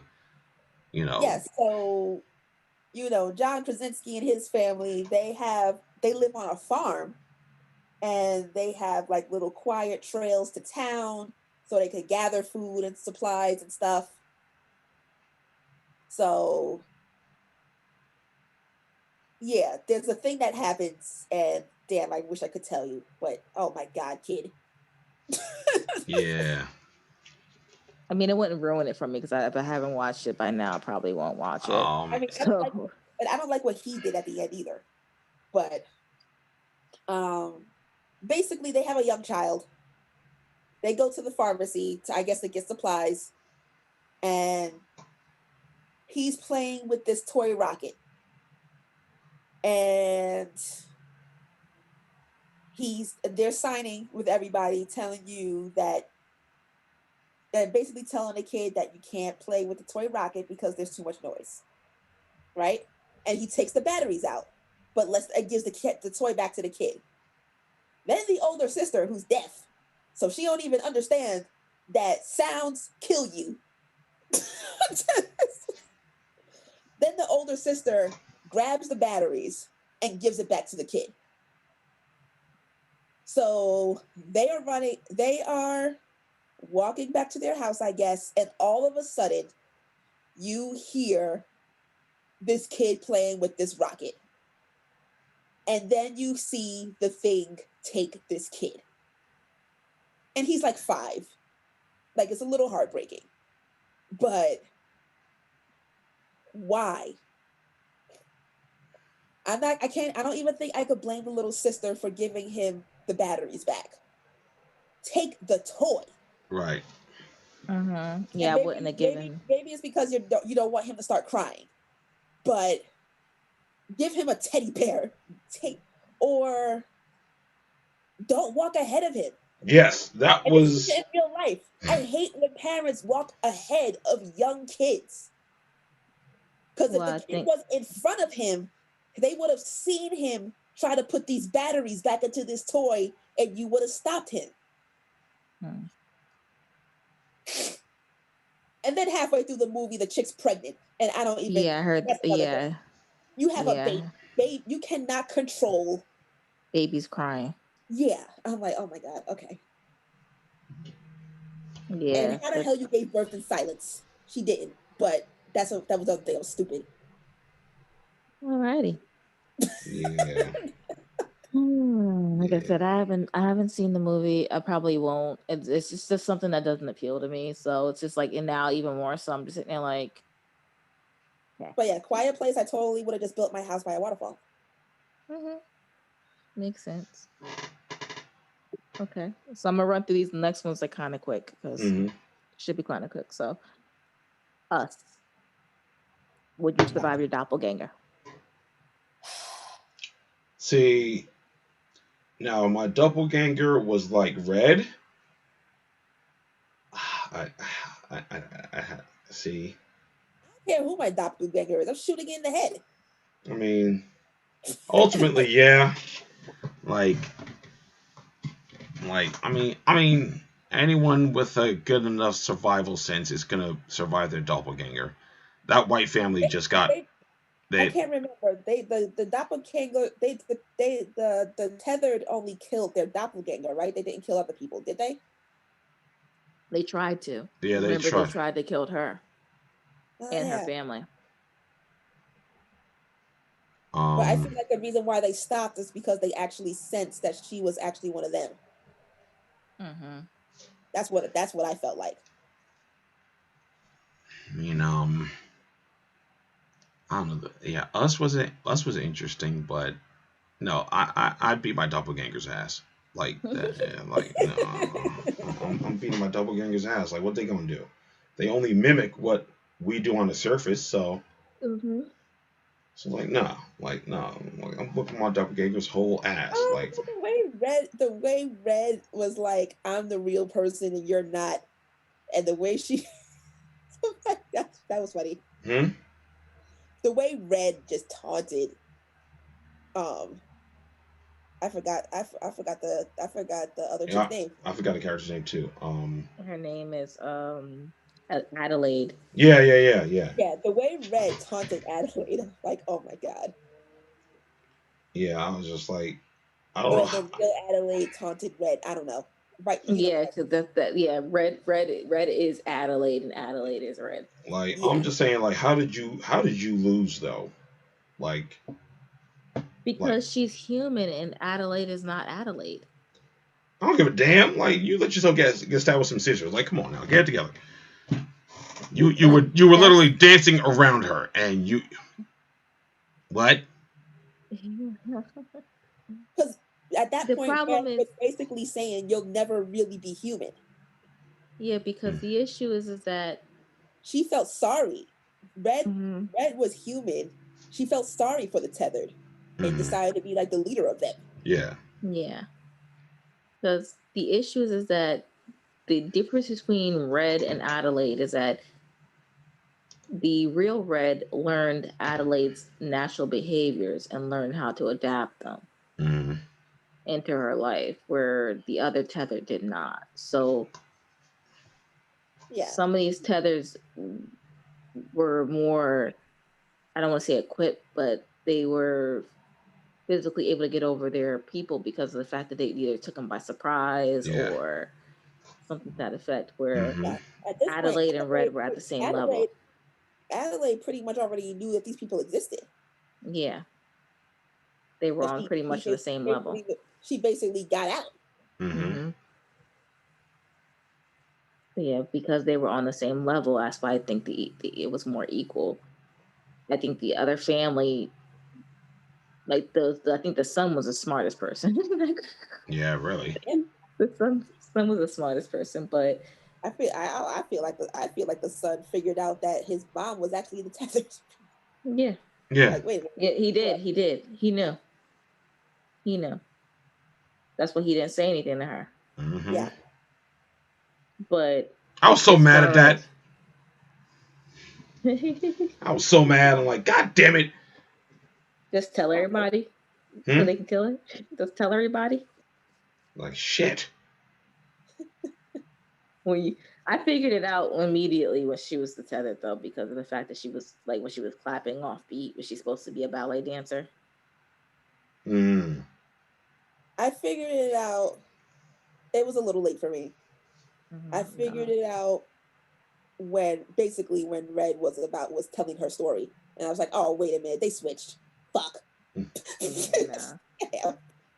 Yeah, no. When she was, I think she was snapping in the car. Yeah. But she was snapping off beat, and I'm like, why is she off beat? And it clicked. I was like, ballet dancers aren't off beat. Yeah. So that's when I was like, yeah. But as far as, and then even then, what would you do if you found out your mom was tethered? I mean, she took care of me. I mean, like at that point, I don't think there's much you can do. Like, I mean, because she's my mom. Like, I came from her, so there's not much I can do at this point. I'm gonna just look at you weird every day, though. Like, I mean, but then what about me though? I'm half human and half clone. Right. And that's why I think your bond is a lot closer. with the tethered than the other ones, because remember he was stepping back. Mm-hmm. The tether stepped back. The other ones' bonds were a little bit closer than the other tethered were. Yeah. To their bonds. So it seems as though they had a special connection. Concept. Huh? Jordan, I said that was such an awesome concept. Yeah. Jordan Peele needs to make more stuff. I mean, unfortunately, his Twilight Zone got canceled. What the fuck? Well, I said since Twilight Zone is canceled, he should bring Weird City back. Yeah. So the next one I have for you, and actually this is the one I thought about, was have you seen the movie The Circle? The Circle. What's that about? That's the one where they have 50 strangers are sitting in circles, and they have to vote to see who dies next. What? Oh, I've not seen that one. Oh, really? No. Okay, so they're facing execution. So basically, it's the same type of thing. If you don't vote, somebody dies randomly. So all these people have to make a decision on who to kill. I mean, we're all gonna die anyway, so I feel like this is a lose-lose situation. So they either somebody has to volunteer to die by stepping off of the circle, or they have to kill somebody, and they only have a minute to do it.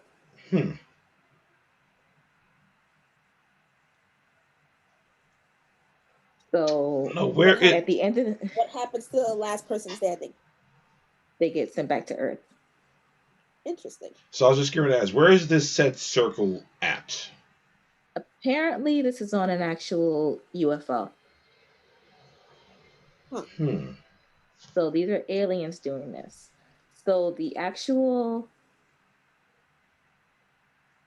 ending, since you haven't seen it, unfortunately, I'm about to ruin it for you, comes to a child, a pregnant woman, and a man.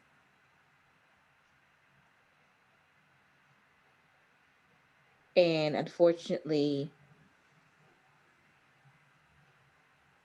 the man wins.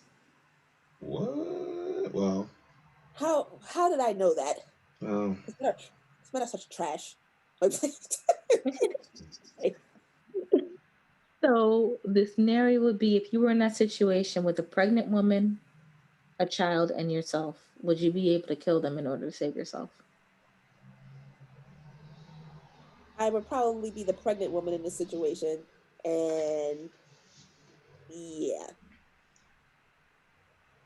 Because at that point, I'm trying to give the best chance for my child. But if you're the man in this situation? I'd jump. I jumped. Yeah. I definitely jump. If I'm the kid, I'm pushing both of them motherfuckers off. If I'm the kid, like I'm a whole 9. I'm a whole 9. Kid or pregnant woman pushing them off. Okay. Like because the thing is that can you really make the decision to kill somebody else? I mean, it's like a Saw situation. You either got to kill somebody else where you can live, or you just got to sit there with the consequences.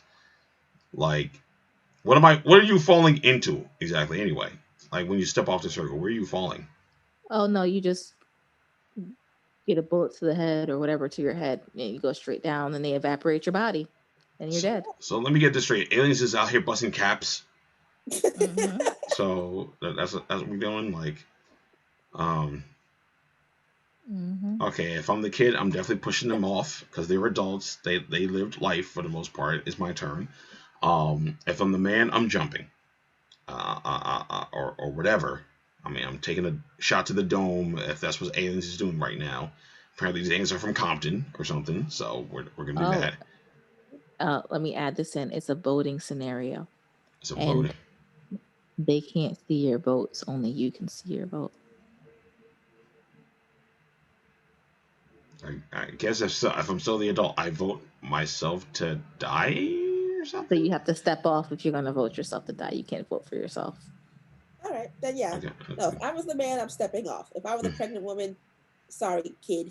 and you forget you guy, because at that point I'm trying to give my child the best shot. If I lose, I lose. At least I tried. So aliens is really thugs out here. So that's what's happening, huh? Yeah, Wow. it's whenever you get a chance, it's a quick movie. I think it was like, I want to say like an hour and a half. What's it on Amazon? Yeah, it's on Netflix. Oh, okay, all right. Yeah, it's on Netflix. Yeah, if you ever get a chance to watch it, it's pretty much they figure out they can't vote for themselves. They can only see their vote, and pretty much it's anonymous to everybody else, so nobody knows who voted for anybody else. Interesting. Well, there's no animosity before you die. Right. Oh, there is, because they end up figuring out that they can only start. It gets to a point where you can only do the math. Oh yeah, I guess. So, and your true colors start coming out on people. Yeah. So, that's that one. Then we have Antebellum, another good one if you haven't seen it. I've been meaning to watch that one actually. Yeah, I haven't watched that one. All right, I'm gonna leave that one off then, because that was a little bit more complicated to explain. I don't want to ruin the plot, so okay, I'm gonna leave that one off. What am I missing? I'm missing one on my list. Hold on, I'm missing 2, 3. I'm gonna leave Poseidon Adventure off. Actually, no, I am not. Poseidon Adventure. So either one, you're looking at the more recent one or the original version. You're on a boat. You're on a ship. You're having it up. You're cruising it up on your cruise, and a rogue wave hits your boat, and you are now upside down. That's the same as Poseidon. Yes. The Poseidon Adventure. Yes, you are now upside down, and you are in the main ballroom. So you have to make the decision if you are going to follow this ragtag team of people who do not work for the cruise line on their adventure to go to the hull of the ship, or if you're going to stay with the people who work with the ship in the actual ballroom with the hopes that somebody will come save you.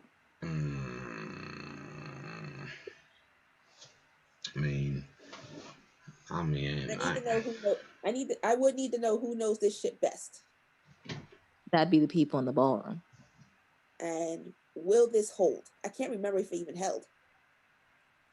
Yeah, it's been a minute since I watched that. It actually did not, but yeah, like you're making that decision in the moment. In that moment, you're making the decision.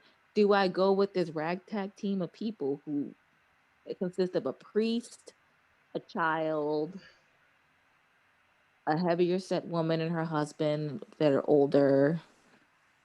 I'm going by the original movie. I'm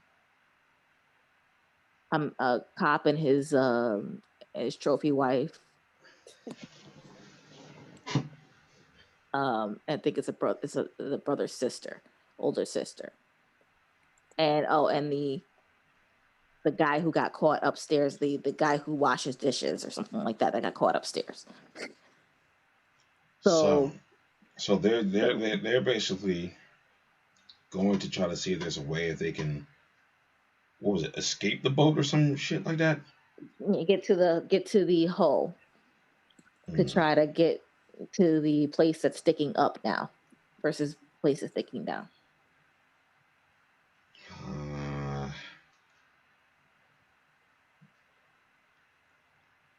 Part of me thinks I would go with the people trying to figure out how to get to the hull to try to get topside, relatively speaking. I mean, if the people who know the ship are saying that there's no way out, I'm like, the fuck am I going to stay with y'all then? I'm out. If y'all want to stay here, y'all can go ahead. Screw that. I would at least try. Yes. Personally, I would at least try. I would get to the point where I would they know what they're doing, but if I know physics, it's a matter of time before this comes. It can. Exactly. Because I'm trying to remember how submerged were they underwater?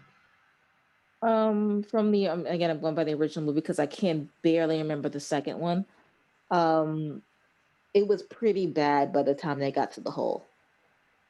Right, because they were they were suddenly sinking. Yeah, they were steadily sinking, and they were sinking fast because it's not like a regular sinking of the boat where they have actual watertight compartments there. It's upside down. So they were actually doing everything in reverse. And of course, losing people on the way. Right. No, So, I'd have to try. I would have to try at the very least. Because just to sit there and just wait, yeah, that's not gonna work. Cause like, did they even send out like a rescue signal or anything? I think that they did get out a rescue signal. Yeah. Mm-hmm. And I believe in the second movie, the way they got out was through the actual propeller. Mm-hmm. Whereas in the other movie, they got out in the actual hull itself. They got into the propeller shaft, and they got out through the propeller shaft because the hull is the thinnest part of the ship, apparently, from what they're saying. But if I remember it correctly, but I believe the second movie made more sense in that particular sense because of the fact that that would make a little bit more sense because I believe the hull is actually pretty thick. Right. So, yeah, I don't know. I'd be sitting up there weighing my math, going, okay, this is probably gonna collapse, but maybe we're not that far off, but maybe I can sneak into like a balcony room and try to get off the balcony. Right. Like I'd be trying to do something like, maybe cut open a window and swim out the window and get on top of the. I'd be trying to do something weird like that, but I think in my mind I'd be like, I would do something to try to get to a window or out of a window or to a room that has a balcony, and if it does, then I can get out as long as it's not submerged and I can just swim out, and then I got to deal with other things like the elements and shark infested waters and jellyfish, and I'll deal with that when I cross that bridge, but at least it's something, and something's better than nothing. Exactly. That's why I'm like, I gotta try something, because like, I'm just gonna sit here and it's just gonna get really worse. Like, nope, gotta do something. Yeah. And yeah, I guess I'd be the ones. I'd probably be one who like dies while trying to escape, but at least I tried. Yeah. I think more so, I think that'd be probably what happens. Is like, because you like, if you're not a strong swimmer, that can be a problem. Not at all. You're not dressed for the occasion, because you gotta think everybody was dressed for like captain's night. Mm-hmm. So you're in like ball gowns and stuff like that. They were in a club. They were, yeah. So you're not particularly dressed for what you're planning, what happens. Speaking of which, being dressed for occasions. If I were ever in a scenario with like Jurassic Park Fallen Kingdom, I'm changing into some Adidas. Oh, you're not running around in heels? Okay. You're not running around in heels? Heels in grass.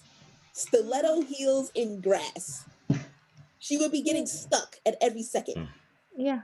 I mean, if she's running on the balls of her feet, she's not, but she'd be winded by then. That's from a person who runs in heels. If you're running on the ball of your feet, you won't have that problem because you're not actually planting your foot. But you are going to be legitimately hurting because the ball of your feet are going to be bright red by the time you get done, because you're not planting your feet properly. You're constantly on sprint. Panther, that by the end of that fight, they had taken their shoes off.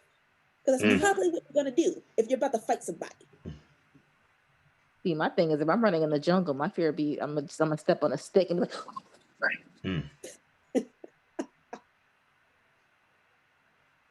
oh man. Because again, I'm clumsy. I don't look where I'm going. Things will happen. This is not, again, and I haven't put Jurassic Park on here because I figure I'll save that for the next one. But yeah, I'm clumsy. This is not gonna work. These things don't work for me. If it involves running, I am more than likely going to get hurt or die. Wow. It is bottom line like this. This is not zombie apocalypse. If I am not in a tank, don't bother me. I'm like, don't come for me. I'm probably dead already, or zombified. I'm like, more than likely. I was like, otherwise I'm hidden somewhere. I'm good at hiding. I think I got 2 more for you guys, and we are done. Bird Box. Would you have let the crazy guy in? No. Fuck no. No. Fuck no.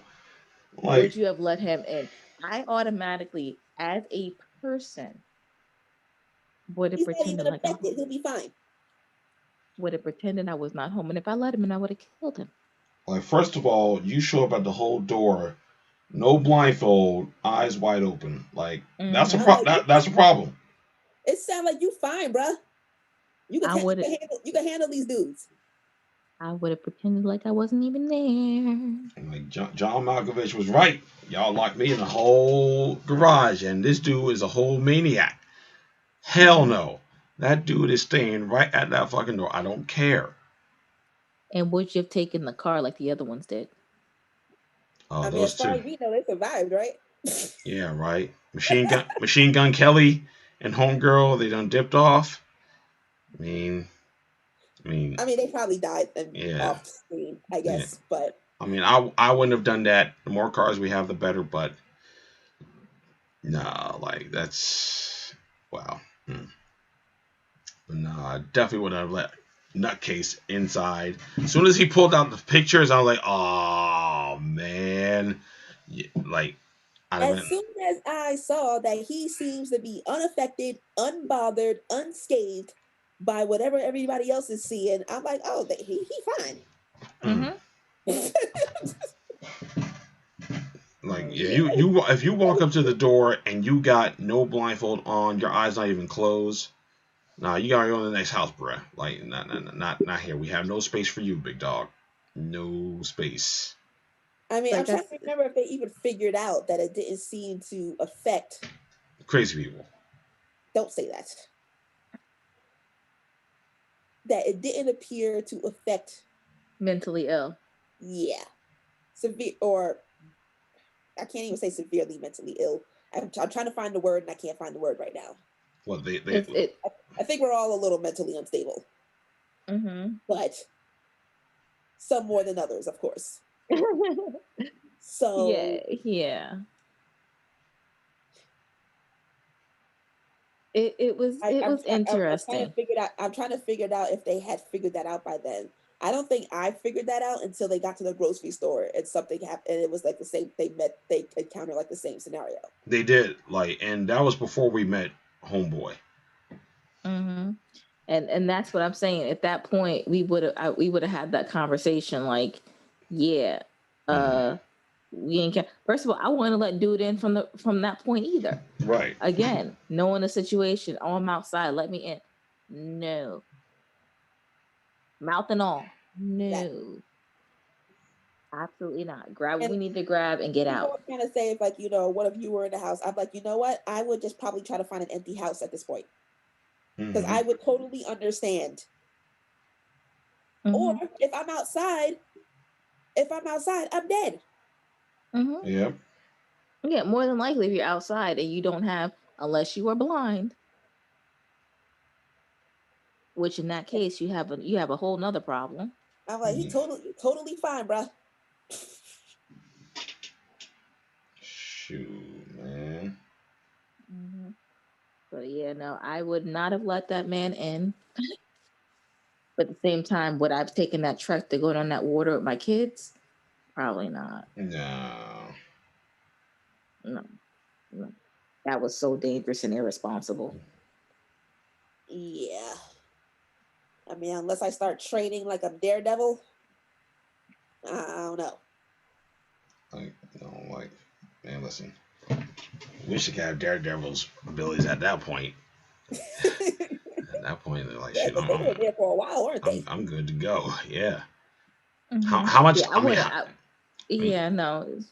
I would have been done. So what are you gonna ask? I'm sorry. So I was about to say, like, they were like, at least Sandra Bullock's character was in the house for like how long? They were like a while. Years, like a couple of years. Like, yeah, because when she gave birth, like the kids were like 5 or something like that. After a while. I would have been moving. I would have kept moving because they know where you are. They got comfortable. Yeah. And I get it because you have to act like you're blind in some particular sense. But we would have left a long time ago knowing that information that we knew. Mm-hmm. All of us. When it's like they had no incentive. Like, no, you have an incentive. Let's go. Let's go. I'm like, we have incentive. I grab boy and girl and let's go. Can't give no damn names. What the hell was that? No damn names. You didn't want to go attached to them. Man, listen, man. I'm like, you've been raising them. No, well, let's be clear. She was training them. She wasn't raising them. Yeah. She was training them. So, like, but boy, girl, like, this ain't God of War. Get it together. And she should have named that girl the name that her mother wanted. Yeah. True. But whatever, she's dead. What does she know? Yeah. Going on to our last one. Mm-hmm. This is going to be fun. I think this is going to be cool. So, would you survive being hunted by Liam Neeson because you took his daughter? No. Not Liam Neeson's. He has not a lot of Liam Neeson's. He got a particular set of skills out here. No, sir. Like he used a whole iPhone to track down traffickers in like Beirut or some mess. Like, dude, like, look, he shot a dude's wife to get some answers. Like, point blank. Like, look, you gonna tell me what you know, or your wife's gonna die. Like, you can't argue with a man like that. If I'm out here, like, you get out of the trafficking game after that. Like at the most you facilitate. Like that's it. You no fingerprints, nothing. No. Like, once you get him on the phone, he's talking about, I will find you and I will kill you. And then you tell him good luck. I'm like, no. I'm like, bro, we can't work together no more. Like, you told him good luck. Why would you do that? Like, no, don't tell Liam Neeson that. He's Irish. They crazy. Like you don't, like, if a person says they have a particular set of skills, you gotta believe them. Whether it's assassination skills, sex skills, I don't know, any type of skill, you gotta just believe them. You gotta take them at their word for that. Like, and Liam Neeson is like a whole what 6? What? How tall is he? Oh, let's see. Let's see. Let's take a look. 6'4". He's a whole 6'4". No. And like, how old is he? And he out here crucifying people in chair. He's how old? 68. Like, yeah. Taken came out when? Taken came out in 2008. 2008. So like he was 60 then? Wait, is that correct? Roughly. Roughly 60 years old. Where we at right now? We're in 2021. 21. No, he's younger. He was younger than that then. 13 years ago. So 50 what? 55. 55 years old. You know how many people can move in 55 still? He out here crucifying people in chairs, like with nails that he's hammering in himself. Like, no. I ain't fucking with Liam Neeson. No, I ain't doing that. Like, no. Yeah. Mr. William John Liam Neeson. His name is William John Liam Neeson. Like, okay. Why are we tempting fate like this? Why are we doing this? I mean, it doesn't help that his daughter was like kind of semi-special. Okay. Actually, no, I don't even know where Liam came from. It's William John Neeson. Like, he just chose Liam because it scares people. I don't know. Look, like, his daughter was semi-special in the movie, okay? Like, she got a horse for her birthday, and what was it, her 18th birthday? And she's running like she's 10, okay? She obviously has a couple of mental issues going on there.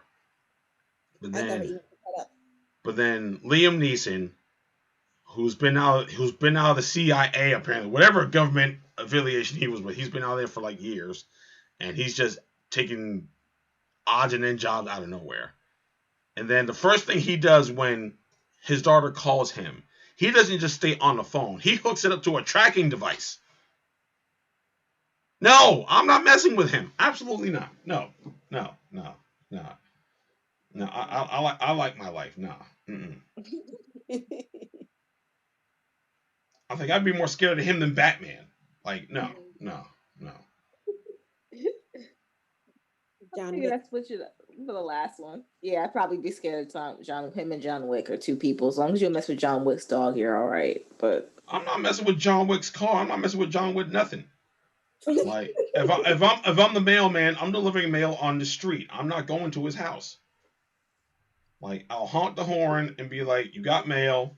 Here you go. See you tomorrow." Because I'm not trying to. I'm not trying to die by pencil. I'm not trying to do that. No, man. These are two dudes that you don't mess with these dudes out here. Like, he buried his weapons and then he unburied them. No.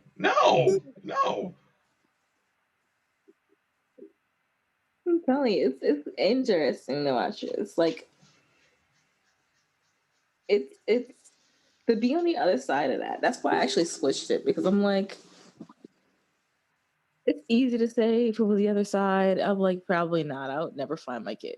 If I was Liam Neeson, I would never find my kid. I'd be like, I am so sorry. I actually think, maybe not after watching this movie, but after watching Searching, all that stuff he did, I'm like, you know what? I'd probably do that. Like, I would definitely be asking a lot of questions to a lot of people. Yeah, I would definitely be like trying to like do the whole like internet army thing, but at this point, I'm like, but with Searching, that dude did that. He did all that stuff on his own. Yeah, I'm like, but I would not be able to do that at all. I'd be sitting there like, yeah, kid, this is why I don't let you travel by yourself. Like, why we can't let you go places. And then, like, in 2, like, didn't him and his ex-wife get taken? And then, like, I halfway watched 2, and then by 3, I was like, all right, this is stupid now. I didn't even watch 3. I didn't watch 3 because, like, that was just watch. Yeah. By 3, the wife is dead. Yeah. Like, okay. Like, I don't know what's going on here anymore. Like, yeah, maybe I'll watch it one day, but I don't know. Liam Neeson, John Wick, like, no. Those are people that need to be left alone to their own devices, okay? Leave Wick and his dog and his car and let him be, okay? It's like, goodness. But yeah, that's my entire list for tonight, actually. And somebody mentioned in the comments on the chat, I believe that was Daryl that mentioned that he was talking about Escape Room. I've never seen that. I actually have. The answer is no. No. Like, I would have never got out of the first room. Like, I gotta watch that, but like, basically it's an escape room that turns into a legit escape room. Like, nope. Nah. So the general consensus is we would die in most of the scenarios. Realistically, yeah. I mean, yeah. If we're taking out, because it's like, honestly, if we're taking out the element and putting in just the human element of it, just putting in the fact that we are legitimately, human. Yeah. And, there might be movies we might be able to actually survive in because of, intellect and things of that nature, the things that we know. Right. But there's a lot of these movies, especially like action and horror films. I mean, problem. I mean, I know we're supposed to engage in suspension of disbelief, but like, look, if these are real life scenarios, we're not surviving this. No. Exactly. Well, I told you my issue. I had told you my issue with the hell was that Dwayne Johnson movie with the building on fire? Skyscraper. Skyscraper. Man, listen. Let me tell you something. A helicopter couldn't survive being near that smoke, but Dwayne Johnson could. Nah, man. Like, nah. Nah. So his human body could survive being near that smoke. And then but a heavy-ass piece of machinery could not. And then they made it worse by giving him a prosthetic leg. Like, really, big dog? Really? Look, some things just don't make sense. I know, but that was so dumb. Like, we have come to take this understanding, and you still love Dwayne. It doesn't matter. The building that could not catch fire, I'm like, this has Titanic written all over it. Okay. Yeah, I guess you have never seen what's the name, that Towering Inferno. No, I've never seen that. No, my mother was, when we were watching Skyscraper though, because sometimes we get together for bad movie night. She was telling me that this reminds her of Towering Inferno. That's exactly what it is. It's like almost the action version of Towering Inferno. It was basically Die Hard without the wit. Yeah, like definitely we got to do this again. We got to come up with some more lists and like I said, if you guys watching, I know a lot of people didn't interact tonight. I know it's it's one of those nights. I'm exhausted myself. I'm gonna tell you something right now. I don't think if there's any situation where I was anywhere close or remote to what the Joker was doing in the Dark Knight, probably wouldn't survive that either. Depending on what it is. Like that bank robbery. Well, no. Avengers. Well, that was another question somebody had actually, is who thinks they would have survived the snap? The initial. See, because it was legit random. It was just legit random. So there was no surviving it. It was like, if it was you, it was you. So and it was like, and then people were like legitimately asking the question. I remember looking at them. I was like, they were legitimately asking questions like, would you think you would have survived the snap? I'm like, I don't know. Because if I got snapped, I wouldn't know about it. I'd probably feel it a little bit, maybe, but other than that, like, shoot. Like, you don't even know what happened. He was in a coma for 5 years. I mean, Monica woke up and she thought she was right where she left off. Like, she was like, what? That's how the snap is. She's like, you're here and then you're not. That's it. Yeah. But, like I said, we got to do it again. We'll mix up the genres. We'll do. Yeah, we'll mix it up. More horror, survivor, disaster. I'm gonna tell you something. I'm gonna tell you something. I'm gonna tell you something right now. After watching that last episode of Invincible, I would have definitely been dead, because he was giving no fucks at all in that episode. Well, not one. Wrong place, wrong time. Like, if you were on that train, it was a wrap for me. If I was in that train, it was in that city. They barely even knew what hit them.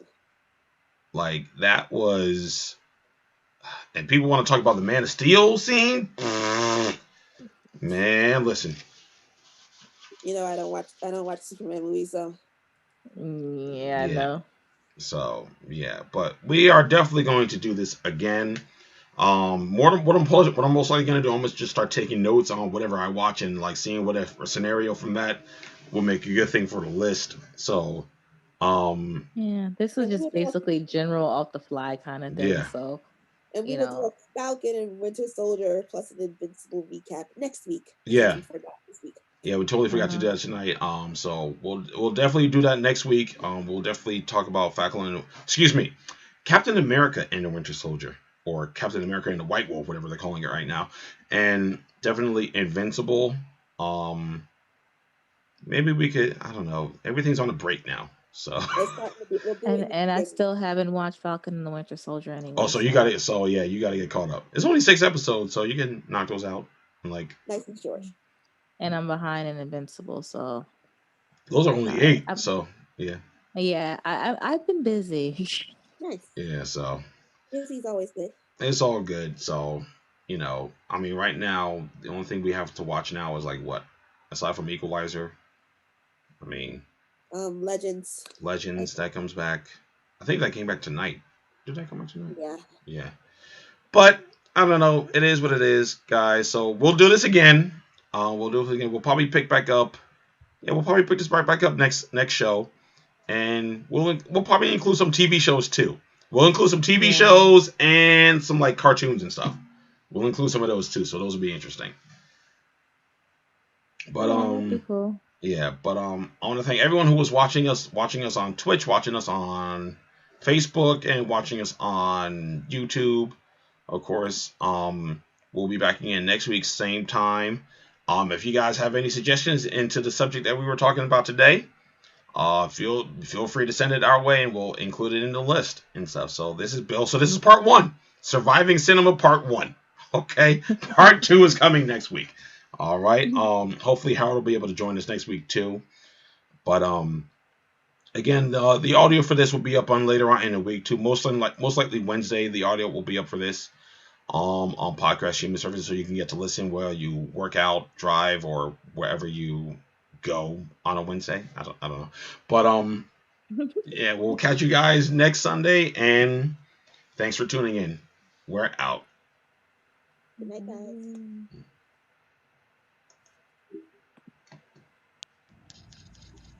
You were watching Council of the Blerds, a Geekcast. The Council has spoken. End transmission.